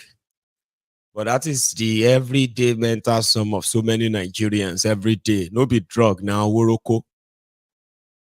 What do you call a woroko in English? Because now they do now Sabi or some of this English better pass me. I have to be honest. A woroko, that thing we go catch you when hunger hold you. And they come be like say the worm inside you. They are feeding on themselves. Have you ever been so hungry that you go to hear the worm inside you eating themselves? And you go to say, well, may the strongest worm survive. Have you ever been, okay, some of you now go to imagine, you can't even imagine it. All of now, whether they take a car, carry you, go school that time. All of now, maybe, somebody said it's a spasm, right? Is that called spasm? Plenty of word, spasm. I don't know. That spasm sounded easy. That one sounded like something I can undo. Awuroko is stronger. Give me stronger English. CJ. Please check where you found that one from. Check again. Something stronger than spasm. Something to we could be like say, "Oh my kutideo." The one we could hold you. We go. They go ask, "Are you okay?" You should not talk. If you talk, that's the end. Ukunie. That kind of that one we go be saying, that kind of one. Onganio. You understand? That is the state of so many Nigerians waiting on these criminals who are going all over the place, jamboreeing all over the place, taking pictures, putting up false hope for you. And then when you ask them, how far? How far now? Even the Siemens deal where he went to Germany to sign. You remember that Siemens? I told you that time. They said he was meeting German chancellor. They wanted to discuss investment in power in Nigeria. I came here, I said it's a lie. The German chancellor traveled to Nigeria because Bokohari would not meet with him. 14,000 Nigerians are waiting to be deported from Germany. 14,000. Bokohari said he won't allow his government is not going to sign their deportation. There's no place for them in Nigeria. Germany should manage them. He was avoiding this guy. Tifnumbu came. These wearies, they quickly came together and said, Tifnumbu is going to meet with German chancellor.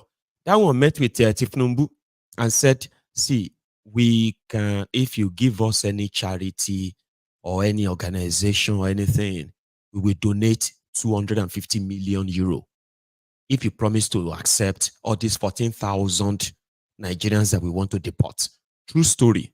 True story. They are still there in Germany right now. 14,000 Nigerians to be deported. That is why they met with Tifnumbu in Abuja. That was why when Tifnumbu now went to Germany, Tifnumbu said, we will continue the conversation. Germans were like, okay, maybe finally they will come now and agree and we can sign this whole thing. Tifnumbu got to Germany. They don't tell them in Nigeria that German investors were looking for Tifnumbu. And German investors. German investor kill you there. What deport you? We won't invest where? The only investment we will get for you is charity.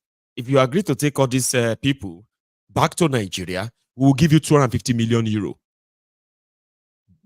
Tell us where you want the money to go. We'll donate the money. Or you must take these people. Tifnumbu went to Germany. They told him the same thing. Will they sign a visitors register? They said Tifnumbu, they signed deal. Siemens deal. Baba Siemens is about electricity, Abi. This was last year. Even if they take leg waka from Germany, Princess Balogun is a German. She's a Germany. Princess, how many days would it take person to walk from Germany to Nigeria, carrying generator from Germany? If person they waka, how many days? Can it be up to 6 months? Even if person they waka. Because the moment you get to Italy, all you have to do is to get a boat, cross Lampedusa. After you cross Lampedusa, you find yourself in Morocco, Tunisia, Egypt, you become to me about direct destiny. And the moment you get to the Sahel, it's not supposed to be 6 months. Tifnumbu don't go Germany, Tete now. People we want Siemens, they told you Siemens contract, Siemens, Siemens no bring spanner. Talk less of a better pass my neighbor generator to Nigeria for the past 6 months because they not get any deal with Tifnumbu. Oh worry. 14,000 problem rate. These are 14,000 Nigerians. They may not all be Nigerians, by the way. 14,000 people where they won't come dump on top that one where all of us see the face for Nigeria. Those are the ones that are going to also, when they find themselves in Nigeria finally, Tifnumbu will collect ransom for them. Una go pay the ransom back because now una they go they kidnap. Now una go they face all the, go see anywhere from Nigeria, man, no lie you. And when these guys continue these lies, it actually makes it even worse. Like, when is this going to end? And Nigerian Gota media, oh, sure. Were you not here yesterday, 2 days ago, when I was updating you about IBD, the guy that beat up a custom official in Ogun State? Where custom official, they say, Kinimoshe, what did I do? What did I do? He said he's threatening to kill me. IBD Dende. They say the guy, they don't give him diplomatic passport. Me and you, they talk about the contraption to the law. Terrorists, smugglers, criminals. Now them, they carry Nigeria diplomatic passport. Oti Jono, everything about that place. Jono. By the time they are done, Baba, you go carry green passport. They go, they ask you, are you a Nigerian? And you go, they deny. You know that kind of thing. Like you give them, you say, this is my passport. I say, okay, Mr. Osman Kandugi Uchenna Adewale. Where are you? You are from Kaduna. Okay, Kaduna. Right. So you are a Nigerian. No, I'm not. Oh. I said, no. Is this your passport? Is this your face? Yes, that is me. Is your name Usman Kandugi? Yes. Male, 35. Say yes. Nigerian. No. By the time Technobo is done with all of you, you go. People go call. They say, Egbawake. This person is saying, they say, okay, now take your passport. Take. Now open the first page. What does it say? Federal Republic of Nigeria. Okay. That means it's a Nigerian passport. Say yes. Now, is that your passport? You say, yes, it's my passport. Is your passport? So you are a Nigerian? No, I don't want to see Oga. The only thing, go, let me confess. It is not by my choice that I become a Nigerian. I don't want to be a Nigerian. And I am under hostage. It's under duress. I mean, I've been trying to escape from it. Everywhere I go, they call me Nigerian, but I'm not Nigerian. I don't want to be Nigerian. Please. See, but you would have to bring the passport of your country.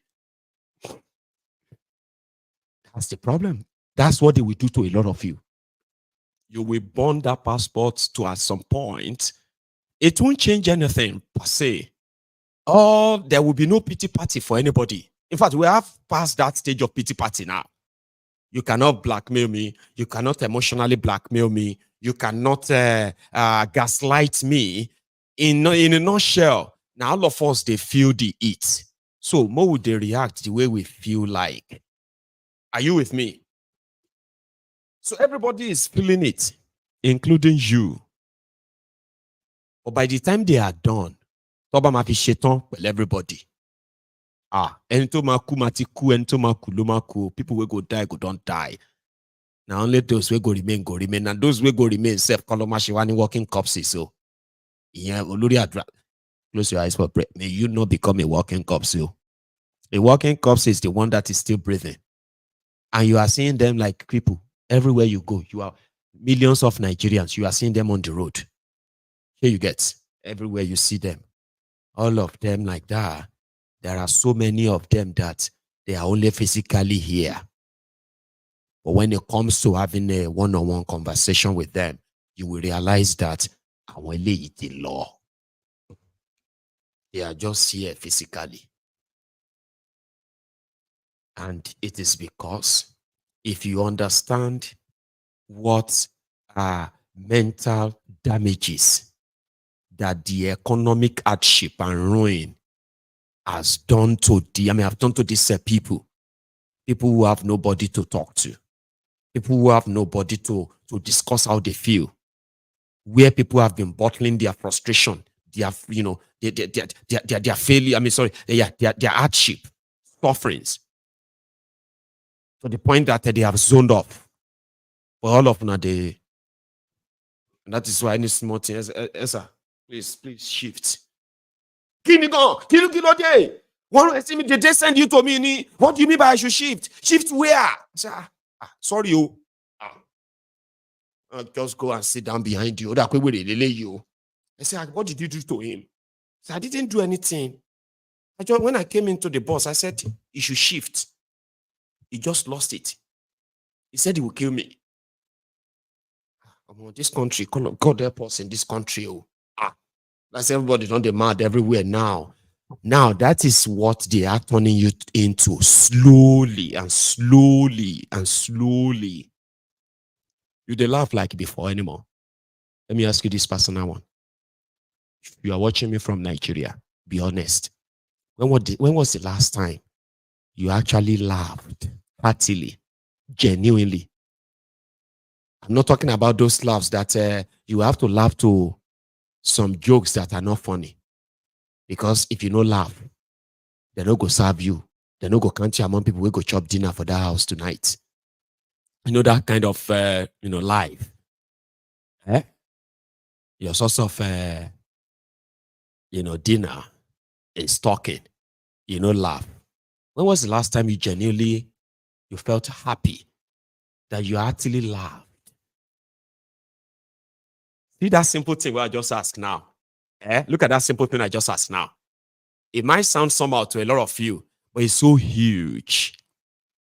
If I can make you sit down and be like, wait. Like, when was the last time I was really, really happy in this country? I'm not really worried. Like, really, really happy that I can say, man, I was so happy yesterday.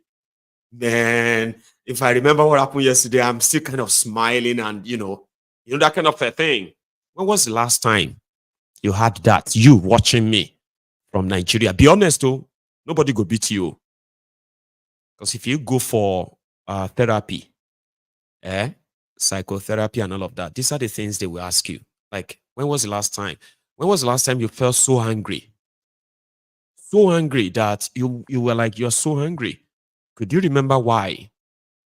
Or could you remember the events that led to that? That got you so angry that somehow, like, even though you managed to control it, or you didn't control it. So they will ask you, when was the last time? Then what were the signs, symptoms, the event that led to you to get so angry? They will ask you, when was the last time you felt so happy? Like, happy, genuinely happy. Like, not the happiness that you are showing to people, the happiness that you are like, you walk into the room and you just lock yourself in the room and you just felt so like, yes. Yeah. When was the last time? Now, if you can't remember the last time, you might have been dealing and managing depression, your frustration, your worries, the ones you are buried inside, the one you are covering with that smile. Everyone sees you. Oh, she's never a sad woman, always smiling. You see that thing they cover with that smile. Man, I'll tell you something though. It's dangerous, and it is because these guys want you there. They are already putting you where they want you. And it is just, few steps and few more steps to that state of becoming just existing, walking corpses. People who are just existing. And they have no forbearing, they have no bearing, they have no nothing, anything anymore. They've lost it all. That's what Nigeria is doing to you gradually. By making you believe that something is going to happen, something is coming up. Nothing is coming up. Nothing. It's going to get worse. I mean, worse. And since the attitude of better pass my neighbor, is the motivating factor for some of you. If I can get my own children to eat it twice a day, there are children who are not having any food at all. We thank God. We better pass our neighbor. If we can buy a bag of rice, if I can pay the school fees of my children, I will continue to thank God because I better pass some people. Here you get. Now, until that, things are going to get so bad that you will realize that you are not better past your neighbor. Okay? Because the situation will get to the point whereby even your money will not be able to save you. Do you get what I mean? They will destroy things so much. They are already doing it. It's already affecting every one of you.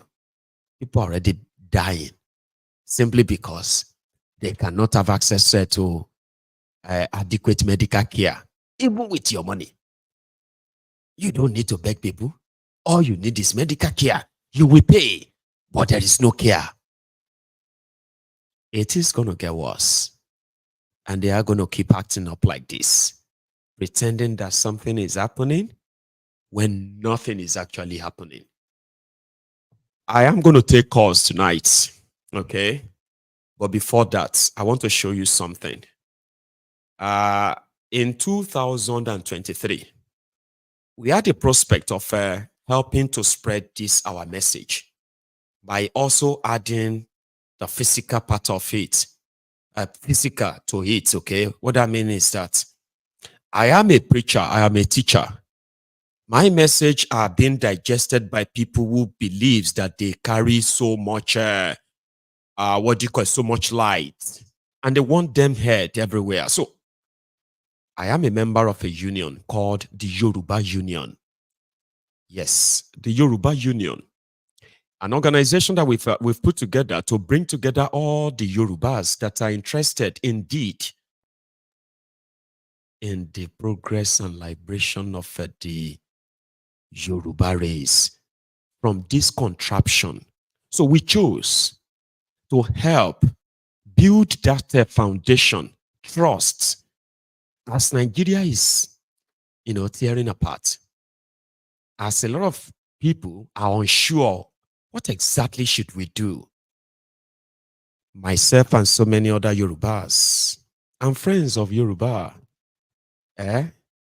we pull our resources together to continue to spread the message of listen.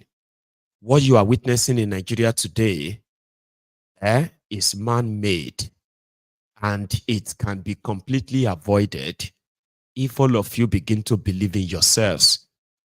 Believe in yourselves.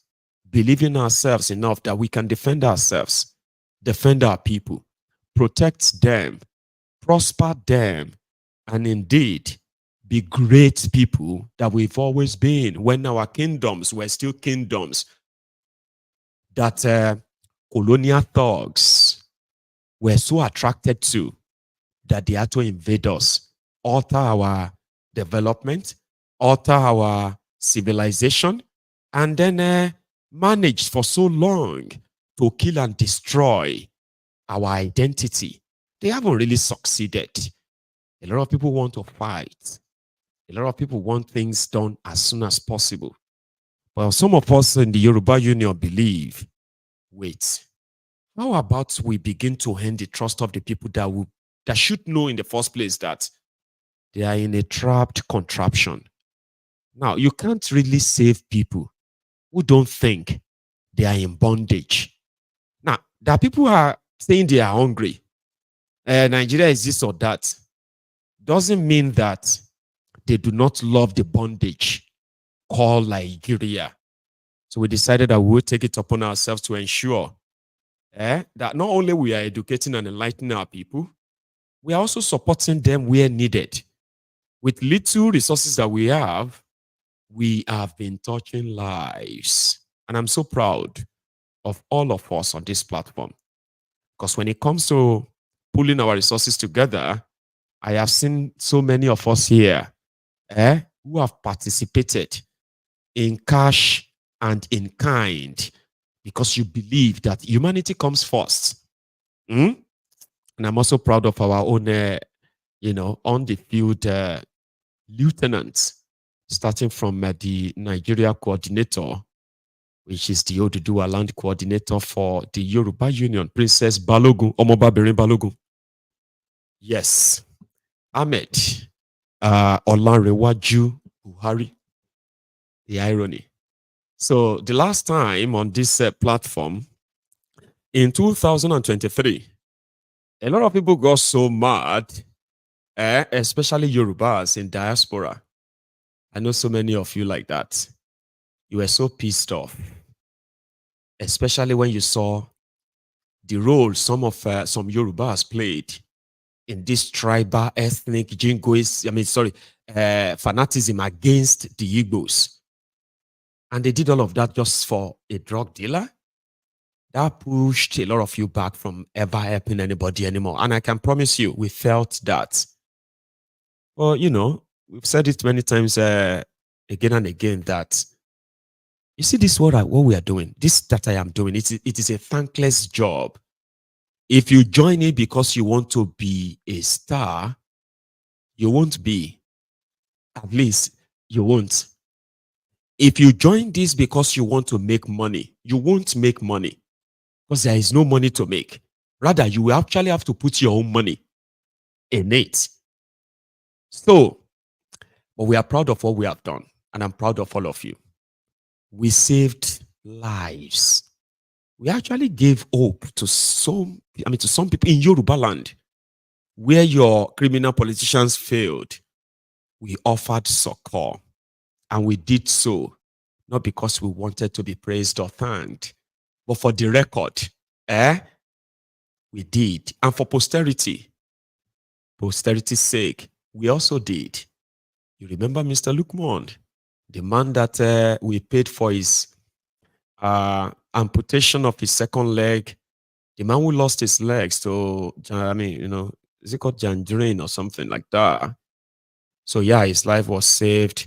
We adopted his children, put them in private school in Lagos. We took over their welfare, and we have been on it since then. A member of the union decided to be actually paying for his welfare every month. So what did the union do? Isn't it better to teach somebody how to fish than to give them fish?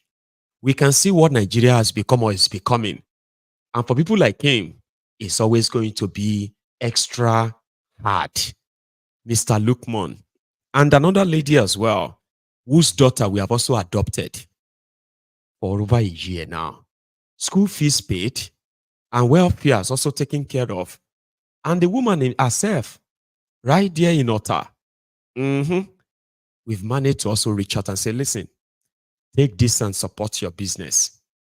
We are Yoruba Union, and everything we do came straight from our own private pockets and sweats. To everyone of you who is a member of the Yoruba Union, this is your moment, and we are grateful. Please watch this.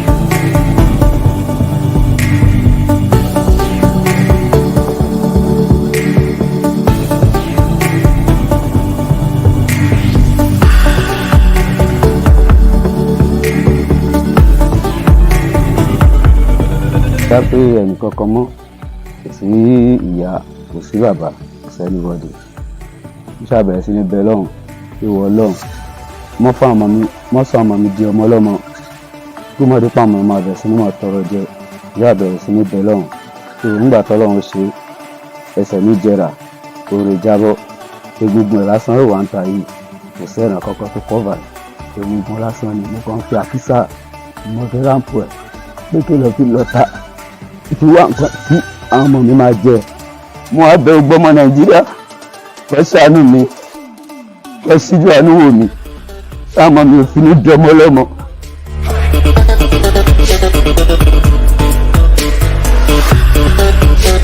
promise kan promise pé láti rí pé bí ìlú ṣe lé àbí nǹkan ṣe ṣẹlẹ̀ ní Nàìjíríà ọgbọ́n epo àyàjíjà tí mú kálukú ìṣura káàdì èyí ló mú wọn ní pé òkè fáì kí làwọn lè rí láti fi lè help ní situation tẹ̀ wá ọ̀sùnlókè the best thing láti ṣe náà ní pẹ̀lú wọ́n ra machine tí ó dẹ̀ ní wọ́n ti rà yìí tí wọ́n ní káàdì nípa àwọn tuntun náà rà gẹ́gẹ́ bẹ́ẹ̀ náà ṣe. So wọ́n ní kí n deliver ẹ̀ fún this is the receipt of the machine and this is the key so ní mo hand over ní kí wọ́n báyìí. mo dúpẹ́ lọ́wọ́ Yorùbá Union torí ìgbìyànjú tó ń ṣe lórí mi láti kéré báwọn ọmọ mi ṣe wà ń sọ pàṣẹ wọn ni mo tó wá dúpẹ́ lórí oore tó ń ṣe fún mi náà gbogbo ọmọ kálukú gbogbo tó bá ń dé àwọn ọmọ ará àánú gbà lágbára Ọlọ́run orí òjẹ ní tánú orí ẹnì kọ̀ọ̀kan wa náà mo wá dúpẹ́ mo tún dúpẹ́ gan lọ Yorùbá Union torí mi ìbá àti mi tiẹ̀ mọ́ bí mo ṣe lè torí nítorí tó ń ṣe bọ̀ fún mi látẹ̀yìn alhamdulilayi dúpẹ́ lọ́wọ́ àwọn tí wọ́n ṣètò kílè fún mi lágbára Ọlọ́run ọwọ́ wọn mọ̀ rò pé ẹniwájú ni wọ́n kàn ní dèrò ẹ̀yìn iṣẹ́ wọn dẹ̀ ní ìṣẹ́ mọ́ ọ lọ́wọ́ lágbára Ọlọ́run gbogbo ibi táwọn náà bá ń dé fún ọ̀rá àánú Ọlọ́run gbà ṣáàlà.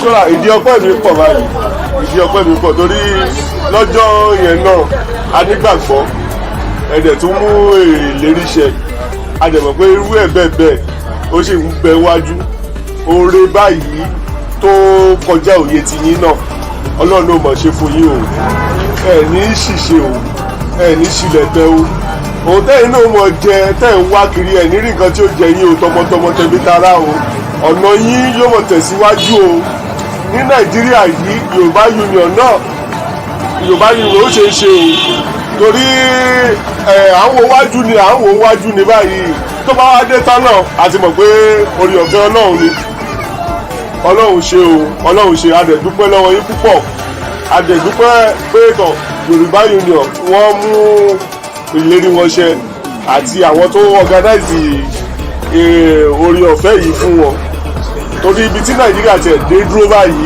tán Ọlọ́run ni o adúpẹ́ o ẹ ṣé gan o a máa rí ọpẹ́ dùn sí o ẹ ṣeun gan.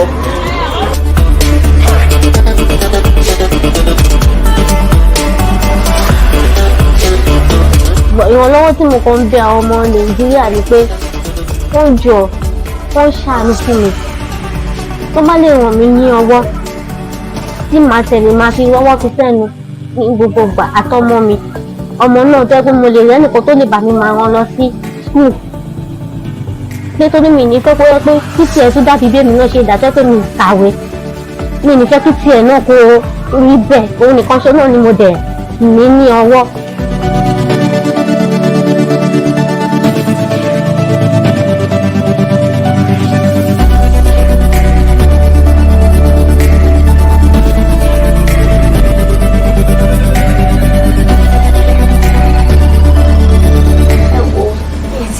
tí mo fẹ́ sọ mo dúpẹ́ lọ́wọ́ àwọn Yorùbá ni wọ́n ṣe gan-an ni mo dúpẹ́ lọ́wọ́ fún 200,000 owó tí wọ́n fún mi tó ní kí n fi bẹ̀rẹ̀ business mo dúpẹ́ lọ́wọ́ wọn gan-an ni wọ́n ṣe gan-an God bless you wọ́n ṣàdéhùn ó dẹ̀ mú ṣẹ Ọlọ́run àbámi àgbọ̀n nínú àdúrà wọn á gbà ọwọ́ wọn ò ní ìrọ̀lẹ́ ọjọ́ òkè ọlọ́run máa lọ gbogbo nǹkan tó bá dáwọ́lé a máa yọrí sí rere fún wọn ò ní rà padà sábúrú ó dẹ.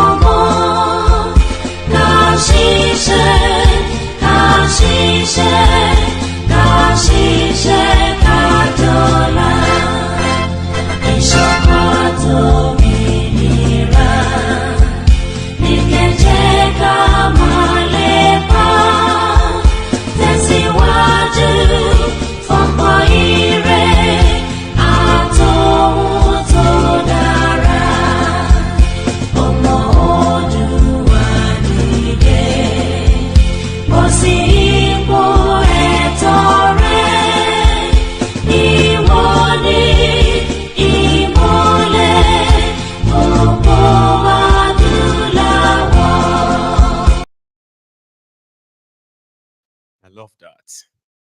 So yeah, that's part of the work we do through this platform too. Okay, because this is the platform we have. This is where we share our voices and amplify them. This is where we discuss our problems and we discuss those behind them.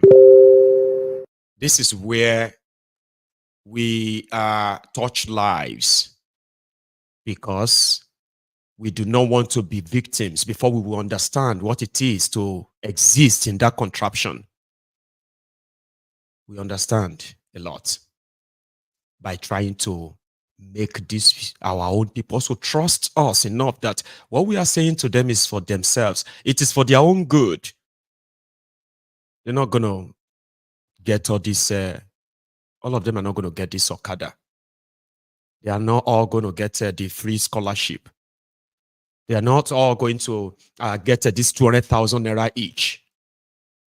But a working Yoruba sovereign nation, independent Yoruba nation, can actually give every child the right of that citizenship that makes all these things not charity for them, but right. Not privilege, but right. Nigeria will continue to treat all of us like we're just lucky to still be alive. You get that? So we can make people trust us. And we will do that not because they must. Okay? It is because they will trust us. The failure of the rogues in Nigeria will continue to make it easier for us. Yeah. And you are welcome to join us. The Telegram link is right there in this video or in the comment section, right? Click it, open it, join us. We will be having our membership, official membership registration and verification in another few weeks. I will tell you when it is ready. Go up there, sign up, meet other Yorubas all over the world. We are building something that we believe will help us, bringing together all of the needed resources, the human resources, that is needed to actually liberate not just the mind, the head, and all that of our people. I'm talking about our entire existence. It is possible. We will do it. I promise. So thanks so much, everyone. I am going to take a minute break. Then I will take calls. So if you are still here with me, before you leave, like the video if you have to go. But if you're going to still be here with us, right? Please pick up your phone and dial in. When I get back, I will be taking calls. Don't go anywhere.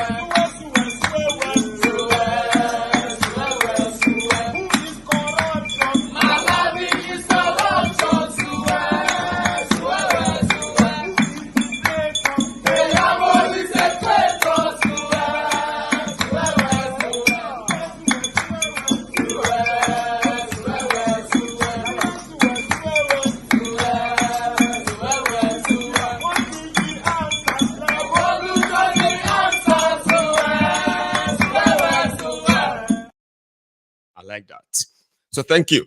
Excuse me. Thank you so much, everyone who is still here with me. But I do have a caller on the line. Hello. Hello, Maiyegun. Hello, sir. Baba, how are you? I greet you, Baba. I greet you. Thank you. How things? Well, Baba, we're here pushing it and then not giving up. Thanking God. That's nice. How are you, sir? Maiyegun, things they happen for Nigeria. Gist me.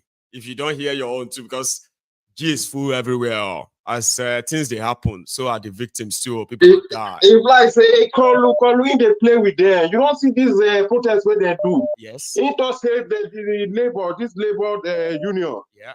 So they prepare for 2027. That talk now play now. You not take them serious. So. That talk when talk now play. They not take them serious. If they take them like say. They be nonsense. Say they don't fit do anything. So just some naughty kids, naughty children who are just like trying to act funny. He didn't take. It's not taking anybody, any of them serious. It's not threatened. It's not shaking. Kind of like So you are hungry, Abi. So everybody is hungry. So yeah. Say the thing not they new. Like say the hunger not they new. Say that normal thing. Not be normal thing. People they pass through a lot. See this what that they do for Sokoto. Where they for Sokoto. And the other one are for Kano. What they do for Kano? Zaria. Yeah. And now everywhere. Everywhere. Now the people say the thing now the name where we go give one now. They say chop from your neighbor. Now the name be that now. Chop. Chop from your neighbor. Whether you see truck, they come. Now you don't chop for your neighbor. Now the name be that. Coming to come and help you fight if nobody is coming. Anybody will come out. They want you to nobody. Cash out. Any come out. Nobody. Revolution. They won't use you cash out. Baba. For those we get here, Sha. They tell us nothing or no one they call. The thing they say that thing where they just start now. That truck where they stop now for the whole state now. Very soon they will say for Lagos. It will start from everywhere.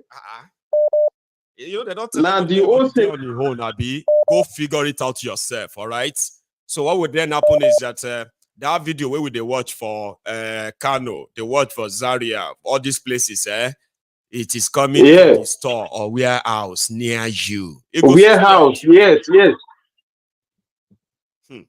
Now the thing with that, now the name now just fit from your neighbor and this something. And this investor whether they look for everywhere. Even they tell them from there, say they Nigeria work, they want to collect bribe. Like we say, he believes everybody for Nigeria are thief. Your president is telling investors that listen, if anybody asks you for money, come and tell me, okay? Because I know they will ask come and tell me. All right, come and tell me. And he didn't say it to them like a side talk. He actually publicized it to those ones where they the room. And so we take care of them. Yeah, now the news will carry him now, and the foreign news everywhere will carry him. Now, normal, now he just talk him. He mean now say now he say the country corrupt, and he say they look for investor. Every investor when they look for, when they tell them say your country is corrupt. Indirectly say we are corrupt. And now he has to give all the investors his personal. He has to give them his own personal numbers now and say, see, his personal number, yes. Hey, Steven, please come here. Thank you very much. Okay. Apart from all the documents you signed, all of that in there, right? Here is my personal number. Anybody will ask you for personal number or me. That thing, no, they talk. This so the way when they present the thing, not just the I make the thing. Not pure. They present it something where go there, just begin to talk another thing, talk different thing. And he go Nigeria, go there, then go do the lie, say now so they meet this, they meet that. Go say they don't meet nothing. Go come they wait for the result of that trip. Instead of seeing the result, and Naira go crash. It goes to come. And our food go cost. It goes to come. Yes. The investor is coming. They are coming from this. They are like these people. They carry Nigeria. When money not there, they say they carry the money for holiday. Then they go triple. They just go for holiday. They don't look for any investor. Then they collect extra code in dollars, Baba. In dollars. The same scarce dollar. Everybody know what they do. See, brother, everyone knows what they are doing. So those who are still pretending, if they think pretending that they don't know what is going on or what they are doing, we now make the consequences of all of this to go away. Right. We shall see. Yeah. Anyway, thank you very much. Okay. You are my first caller tonight, so I'm going to take another one, a quick one. Baba, thank you so much. Bless you. Here is, I believe, another caller on the line. Did I get you? Yeah, this is CA from Atlanta. Maiyegun General. I was like, I wasn't sure that, How are you today, CA? I'm okay. It's really good to hear from you again, Baba. Here we are. Oh, yeah, I just want to ask you. I want to ask you, how about the student loan? How far? I don't have you not? Because even Mr. I want to apply now, so I want to apply. So I want to know if it's ready, so I can apply. See, I get 3 people where they ask me for school fees. They tell them, say, see, relax, I mean, relax. The moment I see the information about the student loan, now I go first get up. Now I don't avoid their text messages and calls because I don't get answer. Did you hear something? It's terrible. What's going on in Nigeria? Did you hear something about the student loan at all, or you just want to ask? Oh no, I want to ask you now if you hear anything so that I can tell people where to apply. Well, I did now. I don't hear anything. Oh, like I say, my friends will have to drop out of school now. Go look for something else. Oh, there's no website yet. I thought you are supposed to help in setting up the website. Me care. People go so they ask me now, say, Baba, we have say something about webs.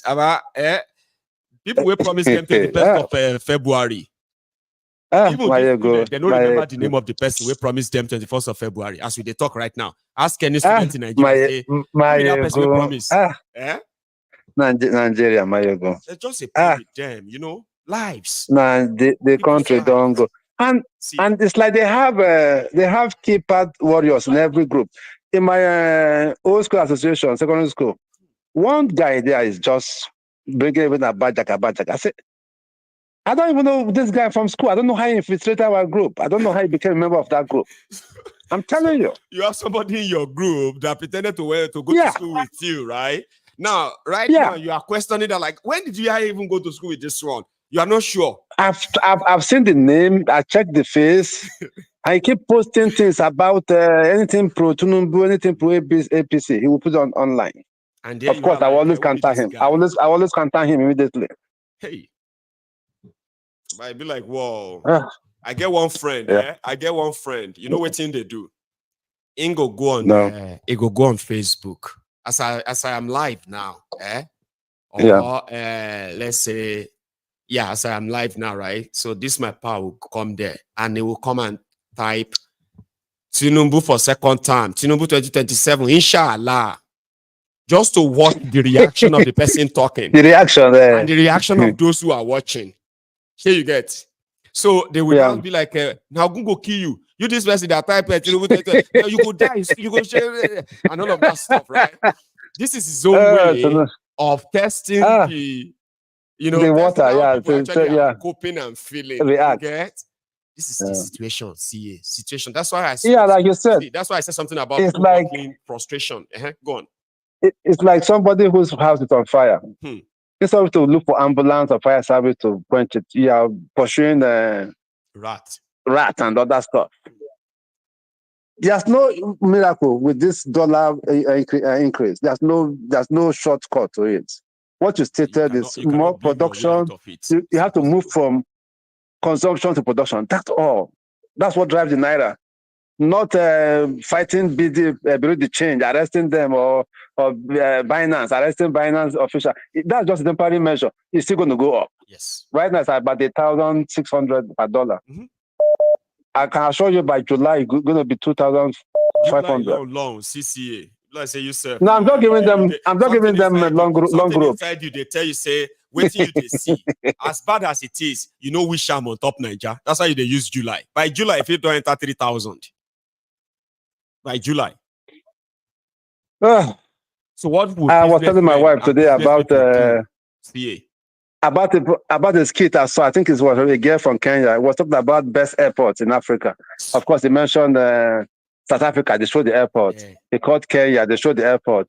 They called Egypt. They showed the airport. They called one other country. Then when he said Nigeria, Lagos. He shouted, "Who put Nigeria on this list? Who put Nigeria on this list?" When they showed Nigeria airport and they wrote to the airport, Maiyegun, it was an eyesore.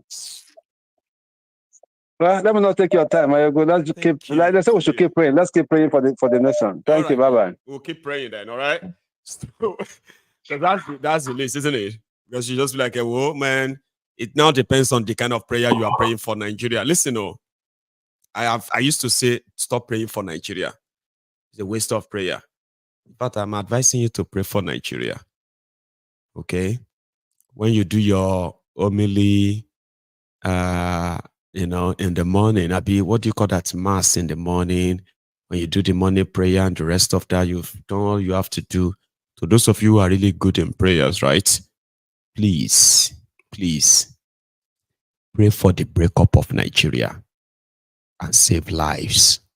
Please. Okay? I used to say, don't pray for Nigeria. Please pray for Nigeria to break up. You will thank me later. If you don't understand what I just said. Hello there. Hello, Maiyegun. Baba, how are you? How are you there now? This is my first time. My name is Austin. I'm calling Austin. from... Where are you calling from? London? Yeah, from London.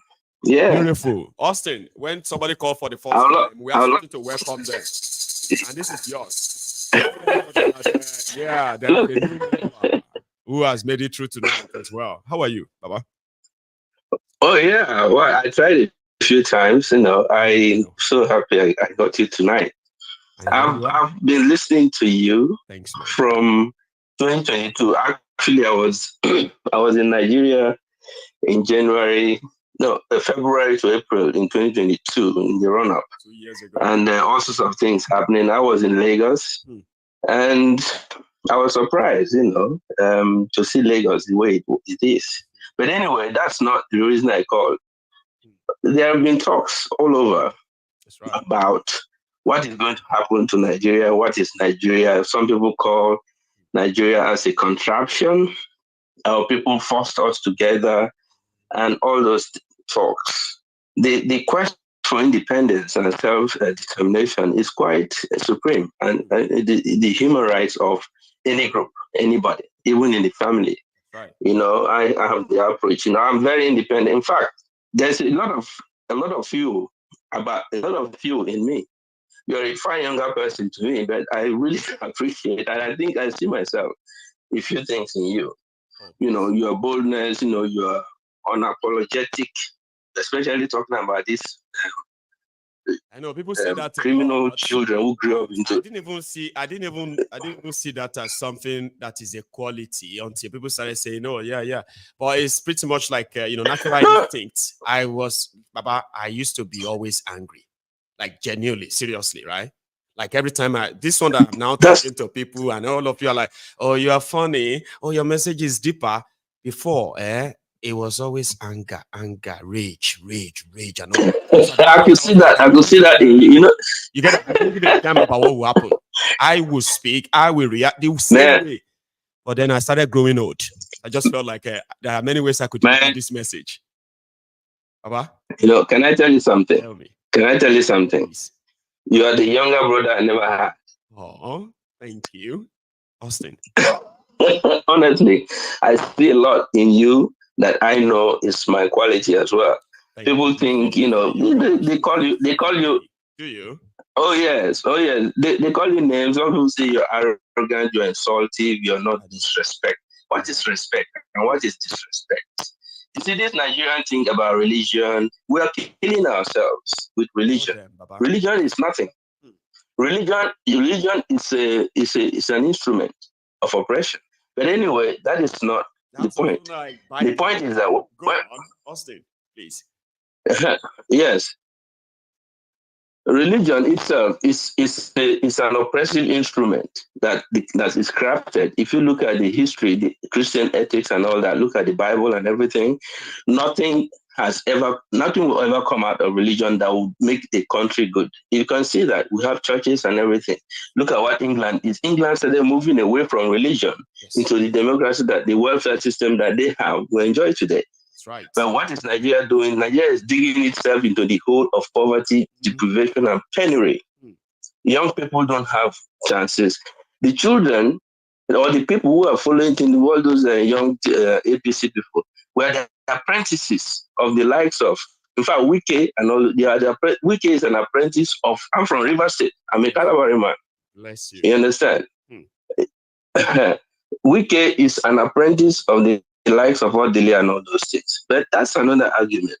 But what interests me is when the Odudua, the Biafra, and all those things.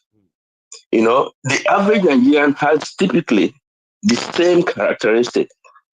The mind of the average Nigerian is rotten, is corrupt. I know. The young people, look at Betty Edu, 37, 38. She's even not up to 40 years. What is it? What now tonight? 37, you are right. 37, 38. Exactly. Look, did you see her character? Did you see how she behaved? And I was watching her rise. This guy from APC, what's his name? Their spokesperson, talking about the youth copper that Tinubu appointed into his cabinet. That is against the law. Yes, that's against the law. It's against the Youth Service Act. It is. If you're serving, you're not an employee. Now, the question I have is Tinubu is she taking youth coppers allowance, or she's being paid the ministerial salary, or she's taking both? To them, it doesn't really matter. If Tinubu can do whatever he likes, it doesn't matter. And turn the law on its exactly. Head, so, and then still have a country. Exactly. So now it doesn't work that way. Now you're seeing there's a fine line cutting across the generality of Nigeria, whether you're a Christian, Muslim, you're traditional religionist, and all that. It doesn't matter. We all have this, and that's what they call when they talk about generational curse. That's what it is. Generational curse is just about culture. It is not a spiritual thing. It's the culture you grew up in that curses you or blesses you. You understand? But if Biafra wants to go, I can bet you, I want them to go.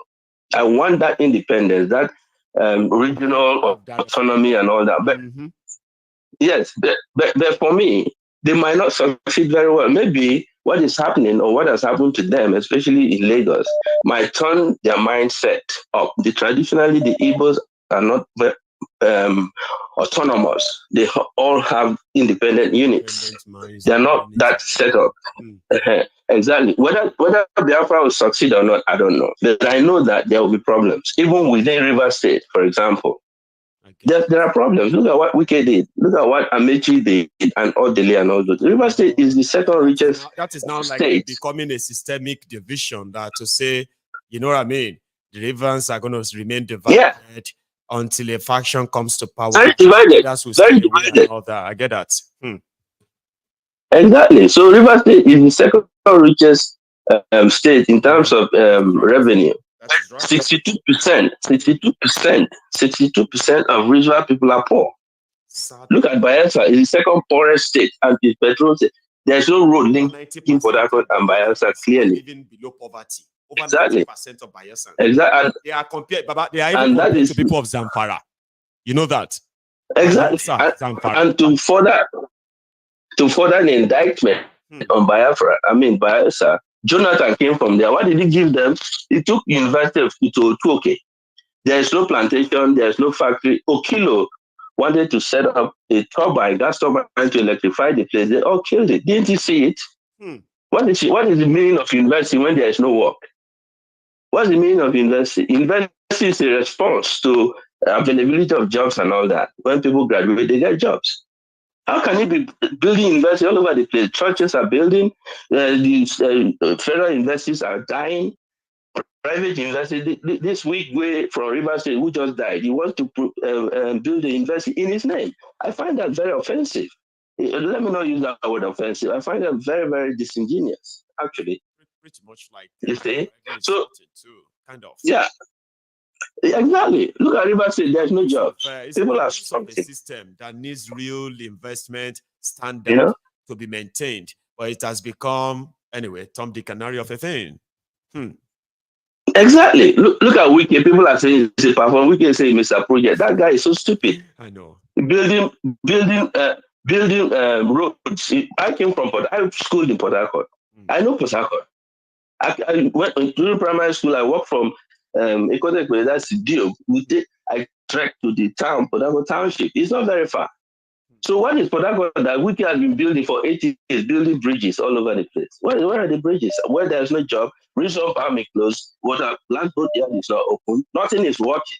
There are no roads linking the local government. We are riverine area. Capital development for these guys is something that is impossible for them. They love building the mountain blocks and all of that stuff, taking pictures with half completed and overinflated road construction and all that, while the people are left with nothing. Nothing. So yeah, Maiyegun, I'm really happy to engage with you. And I like the work, your approach. I like your approach. Those old people who have no time, people like Wole Soyinka, they don't respect them. They don't need it. Wole Soyinka don't. I used to respect him. Austin, I believe that I used to respect him. You know that respect is respect. What they say, it simply means that if you are older than me, you should have some little respect for me as a younger person, because I have to respect you as well. And it is this approach, right, that actually makes us, I believe, exposed human being, right, and not animals. So when people don't want, when people do something wrong, and they are not in the habit of taking responsibility and say, I'm older than you, can you talk to your father like that? Excuse me, you just did something wrong. Take responsibility. Don't talk about my father or my mother. Now, the moment you go that way, do not ask for respect again. I don't care how old you are. Exactly. Something wrong. Even be responsible for it. Don't tell me because I'm younger and say, can you say that to your father? Are you mad, Dinema? Are you mad, Dinesa? Thank you. That is the aspect I enjoy. You know what I mean now? That is the part. That is the part I enjoy. You see, leadership for me, and please, if I'm wrong, tell me. How can you follow? How can somebody call themselves a leader when you have no vision? Vision means you know where you're going and you're leading people there. These people have no vision. Why should I follow you? When you're sitting down, you want me to sit down. I want to move, my friend. You know what? But anyway, Nigerians need to change their mind. We need a change of mind. That is what you're preaching. That is what the message I get from you. And everyone that comes in should look at us as the same, because the federal system we have today would have worked very well for us if the state governors are not corrupt, if the local government systems are working. And what they need to do is to remove power from the federal setup. You know, maybe 20% to the federal government for foreign affairs and all that. But the bulk of the power should go to the states and the local government. That is where the development requirements are there. We need that. That's why I was born. That's where the needs are there. You know what I mean? They've been making this same proposal that you just made since when you were a teenager, that you have little knowledge about Nigeria. Look at you. You're a man now, right? Here you are. You are still asking them to do same thing. They just intentionally won't do it. Whatever we are getting right now is exactly what they want us to get. You know what I mean? See, Austin, let me take a Maiyegun, I love you. I love you. Thank you. Too. Thank you for giving me the time. God bless you. Thanks for taking out time to be part of this too. You know, I appreciate it. Every minute of it. I always listen. I always listen to you. God bless you, sir. Thank you. Okay, you have a good one. God bless. Thank you. That is it. It is true that even as much as we all have ideas, we have beautiful ideas of what we think could save Nigeria. There's something we must always remind ourselves of. Yes, Nigeria is not working, it's hard, it's corrupt, it's this or that. I don't want to be part of it anymore. We want Biafra, we want this. You see, in all of this, as much as you are all very right, we are all right to say, here you get, Nigeria is not working. But there's something you must remember. Nigeria is working for the people that are making Nigeria not working for you. So therefore, what you are experiencing in Nigeria right now is intentional. Kò ṣe error, kò ṣe mistake. Can't add intentional wickedness plus inefficiency, incompetence, and incapability. It can't be like, say, Baba, pandemic of problem, lo ṣe Nigeria lọ́wọ́ yìí. Go and get somebody to kind of break that down for you. Here is the Prince Jejema. Did I get that right? Is that you? Yes, Baba. It is you. Prince Jejema, representing IPOB for life. Yes, so how are you, Baba? Baba there, how are you? Well, I'm very well. Oh. I'm almost rounding up and I'm enjoying myself. You know, like. Oh, great. The Prince, thank you so much for joining me. And there you go. You have the floor, please. Thank you, Baba. Please. First of all, I want to thank the Yoruba Union for the wonderful work they've done, especially all so the great, members. So great. Thank you so much, Prince. The face of Yoruba Union, our great princess. Princess Balogu. I've not been seeing her, Princess Balogu. She's an been amazing watching from woman. behind, and Nigeria Shege is dealing with her too. I promise you. In her house, somebody enter her compound. Princess, they watch the person. And somebody enter her compound. That person not be from her compound though. Walked in, stroll about, and just saw some half a jerrycan of petrol beside the generator house. Just carry him. Princess said she's looking at him from the house. Is he an engineer? Is he working? Is he coming here to repair something? She watched him drag that 25 liters petrol, put it on a bike, and zoomed off. Now she was like, should I shout Ole, Ole, Ole? Is that not too late now? I said, don't worry. Someone will tell you, say, sorry, ma, I don't even know how I find myself in your kitchen. Oh, are you mad? They carry my pot of soup. You say you don't know how you found yourself here. I said, that's the reality today. So if all of you have not been hearing from Princess, she's fighting the shege. I promise you. Oh my God. All of now we be rich people. Where they think say, okay. Una go hear them too. Ask Princess. She's watching. She's here. Go on. Baba, that's why they talk koro. That's why they say koro. This is true life story, now. You know, before your eyes. What you just did happen like say na female or inside your house. You know, inside your house. So compound the way get gate too. Because you mistakenly left the gate open. Don't say you don't sleep, Baba. Don't be say you don't sleep. You did the look. Just a watch film. She said she thought some other tenant invited an engineer to come and look at their generator. Now, when the guy carried the jerrycan fuel, that's when she felt like she should shout, Oli, Oli, Oli, Oli. He don't go, Otilo. Go on. Baba, also, I want to thank you, Baba, you, our anchor here. Thank you. You know, the way you made that union program transparent, you made it end the trust that it is enjoying.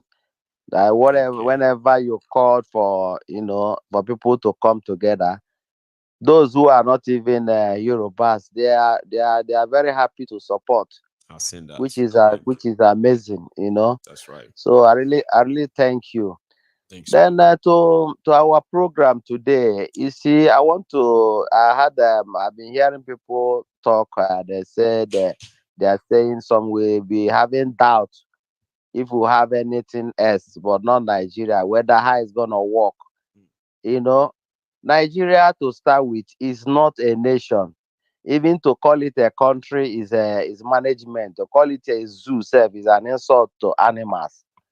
You understand? Those in Abuja are terrorist politicians. That is the best way to describe them. Yes, sir.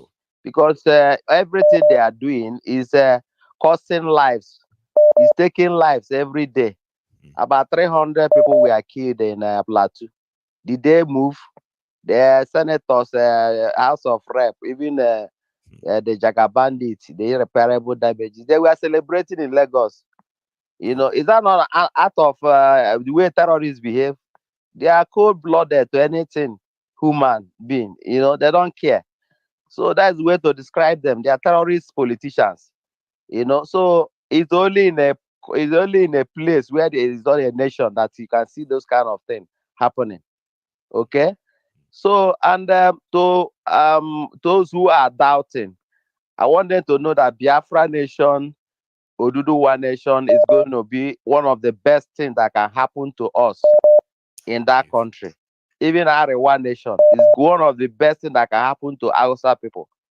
Why? Is because Hausa people, they are business people. They go everywhere. They want to do their business peacefully. Okay, and they are industrious. If you look at the Biafrans, we are everywhere with our business. You can't join a fight or terrorism with business. It doesn't go together. You understand? So, and if you look at the way we behave, we like good lives.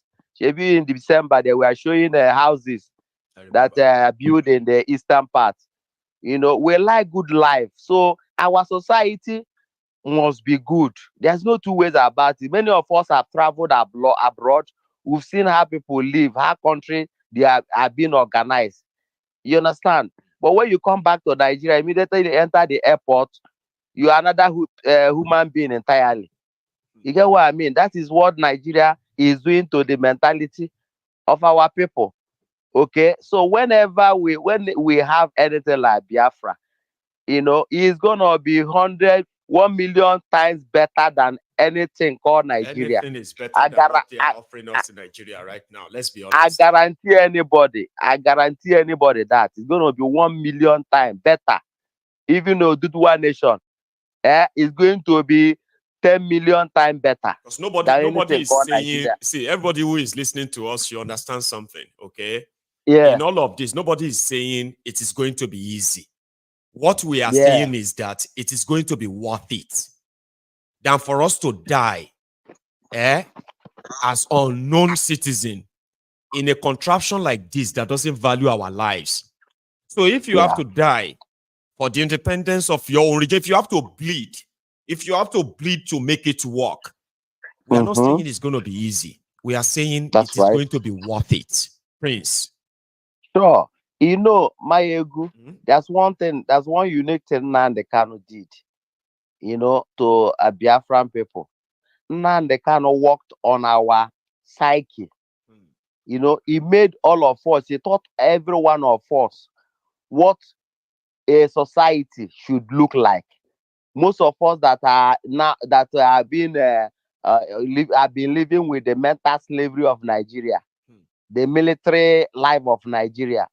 He taught many of us. He changed our way of thinking.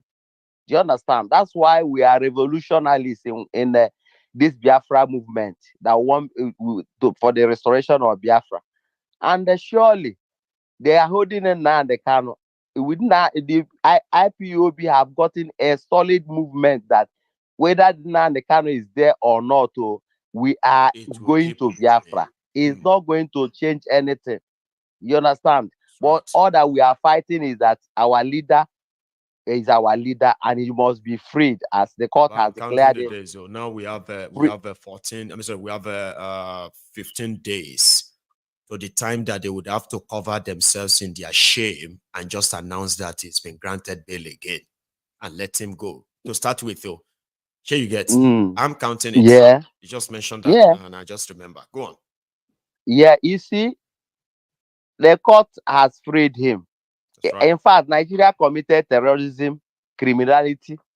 That's right. In every way, I don't see the way you commit terrorism and you are, you know, moving from one court to the other. And why do you taken serious by the world, by the rest of the world? Where they know that your court can delay any case. They won't get judgment from your court. So they are not going to come to a country and put your investment in a country that can suddenly wake up tomorrow and go after them, and they won't be able to go to any court in Nigeria and get justice. Exactly. So who is going to bring their money to such place? Will you take your money to such place, Prince? Nobody. How is it? It's only the money you made genuinely, or not blood money or drug money. Would you take it to that place? Even a criminal will even take their money to there because criminals will be careful, right? Now they immediately their money is in. They will just go out. It doesn't go out anymore. So that is it. So there is a shame. It's a dance of shame that they are dancing. You know, the way it is a dance of shame. They better live now in the country. The more they are holding now in the country, the more they are destroying the image of Nigeria. The more they are destroying the economy of Nigeria. Is the Nigerian people don't know the implication of this.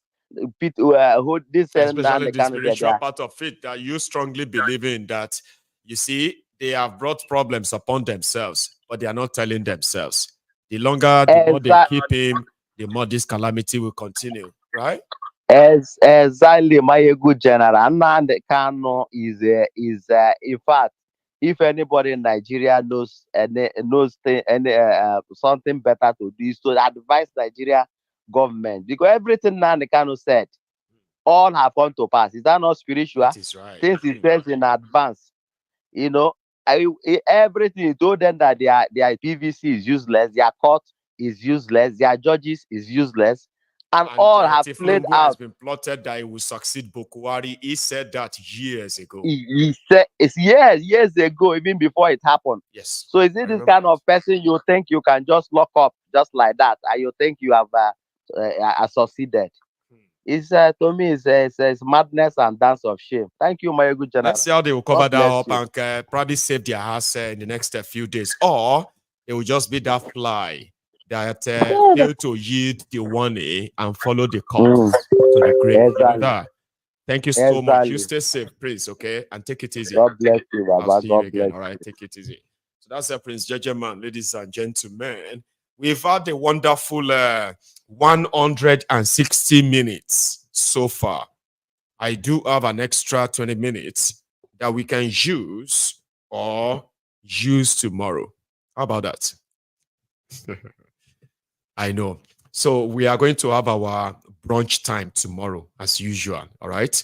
And there is going to be the phone in where everyone can actually say what they've always wanted to say. All right. So you can join me if you are in the US. It usually starts from 6 a.m. to 7 a.m. I know some of you probably just be coming back from work, or you are getting ready to go to one. Anyway, it doesn't matter. You can always catch up too if you can't get be part of it. But yes, so those who are not too early in their own place, right? Of course, you can meet me around that time. So let me make it a quick, let me make it a shorter break now, okay? I will call it a night now.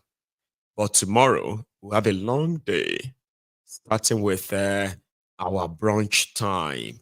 Breakfast and lunch time with Maiyegun is a gist time where, and One True Emperor is already becoming my co-presenter now on that new segment. So thank you so much for spending your evening with me again. Everyone, if you joined us midway, you can indeed watch this from the start. Just move the cursor backward and then you can watch it again. But if you have been with us all night, and yes, we will be calling it a night, like the broadcast if you haven't already. Share it. Subscribe to my channel. So that next time when when Maiyegun is live, you will be one of those to receive the early notification. So thank you to all my callers, commenters, and the rest of you. I will see you again. You have a wonderful evening. Good night.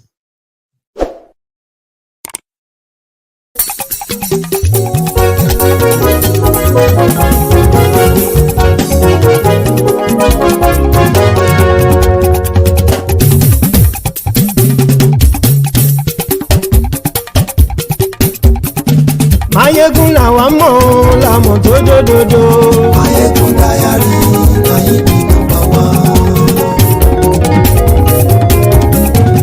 Maiyegun làwa mọ̀ làmọ̀ tó dòdòdò. Maiyegun Diary láyé bí nàmbà wá. Maiyegun ti dé o ọ̀rẹ́ ara yìí.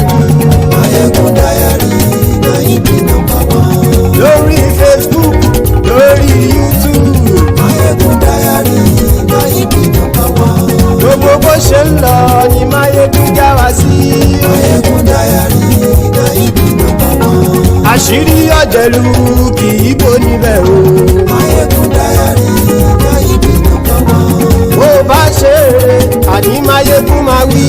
Maiyegun Diary láyé bí nàmbà wá. Ó sì tún ṣe eré wàá gbọ́ níbẹ̀ o. Maiyegun Diary láyé bí nàmbà wá. Maiyegun Diary, Diary Politico.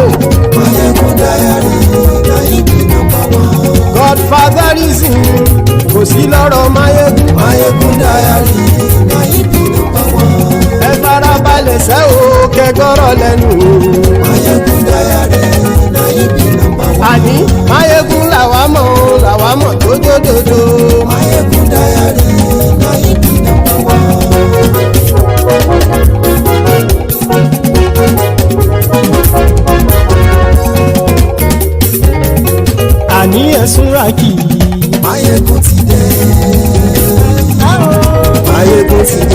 ọ̀jẹ̀lú ẹ̀ súnra kì. Maiyegun ti dé. àní ẹ̀ súnra kì. Maiyegun ti dé. lórí Facebook. Maiyegun ti dé. àní ẹ̀ súnra kì. Maiyegun ti dé. lórí YouTube. Maiyegun ti dé. àní ẹ̀ súnra kì. Maiyegun ti dé. wọ́n bàbá gbé wúrẹ́. Maiyegun máa wí. àní ẹ̀ súnra kì. Maiyegun ti dé. ijó ìgbádìyẹ. Maiyegun máa wí. àní ẹ̀ súnra kì. Maiyegun ti dé. pẹ̀sìdó bá rúfin o. Maiyegun máa wí. àní ẹ̀ súnra kì. Maiyegun ti dé. kí gómìnà kówó jẹ. Maiyegun máa wí. àní ẹ̀ súnra kì. Maiyegun ti dé. ọlọ́pàá tí ń darí bá. Maiyegun máa wí.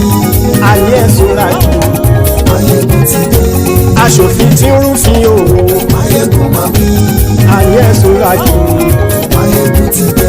òkúra olóṣèlú. Maiyegun máa wí. àní ẹ̀ súnra kì. Maiyegun ti dé. ọ̀jẹ̀lú ẹ̀ súnra kì. Maiyegun ti dé. àní ẹ̀ súnra kì. Maiyegun ti dé.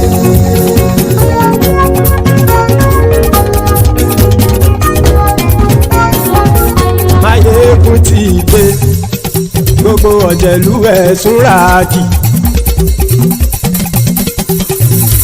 Maiyegun ti dé.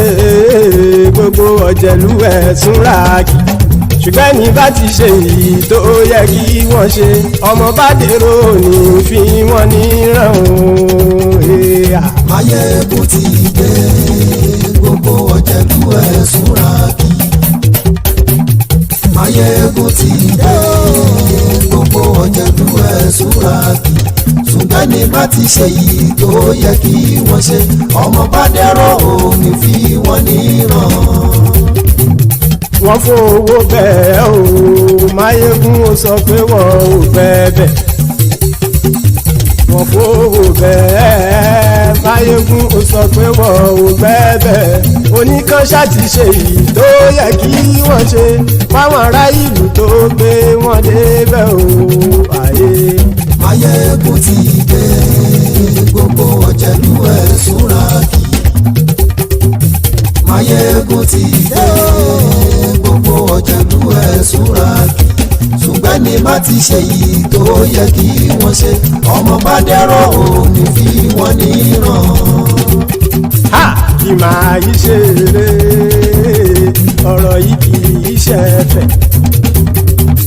kì máa yí ṣe eré ọ̀rọ̀ yìí kì í ṣe ẹ̀fẹ̀. ẹni bá ti lè lẹ́bọ̀ lẹ́rù o ọmọ bá dèrò kàṣà ìtú wọn síta. Maiyegun ti dé. Gbogbo ọ̀jẹ̀lú ẹ̀ súnra kì. Maiyegun ti dé. Gbogbo ọ̀jẹ̀lú ẹ̀ súnra kì. ṣùgbọ́n ní bá ti ṣe yìí tó yẹ kí wọ́n ṣe ọmọ bá dẹ́rọ̀ òní fi wọ́n níran. tẹnitẹni ọmọ Maiyegun ọ̀rẹ́ ara ìlú mọ̀mọ́ ni mo fọlọ́hún ṣọ́ ẹ̀ bá kìlẹ́bù. lóòótọ́ olódodo ìlú ọ̀tá ìlú mọ̀mọ́ ni ìwọ ṣá máa ń ṣọ́ra kò sì mọ́ bẹ̀rù. bọ́tà ń lè rí bóníṣègùn lé káwọ́ mọ̀mọ́ fi ṣera wọn ni ó ti dẹrùn tí wọn ò gbọ́dọ̀ sì mọ́ bẹ̀. èèpo ọ̀gọ̀ lọmọ bá dérò tàjẹ́ ò gbọ́dọ̀ jẹ́ ó ti jọba lórí àbínú ẹni kò sì mọ́ bóyá. àìsíwọ́lu ní ẹnìkẹ́ ìgbódì ẹyin lábàrá o ó kó ẹni tó bá dán o àkàmù. Maiyegun ti dé. gbogbo ọ̀jẹ̀lú ẹ̀ túnra kì. Maiyegun ti dé. gbogbo ọ̀jẹ̀lú ẹ̀ túnra kì o. ẹni bá ti ṣe yìí tó yẹ kí wọ́n ṣe ọmọ bá dèrò òní fi wọ́n níran o. Maiyegun ti dé. Gbogbo ọ̀jẹ̀lú ẹ̀ súnra kì. Maiyegun ti dé. Gbogbo ọ̀jẹ̀lú ẹ̀ súnra kì. ṣùgbọ́n ní bá ti ṣe yìí tó yẹ kí wọ́n ṣe ọmọ bá dẹ́rọ̀ òní fi wọ́n níran.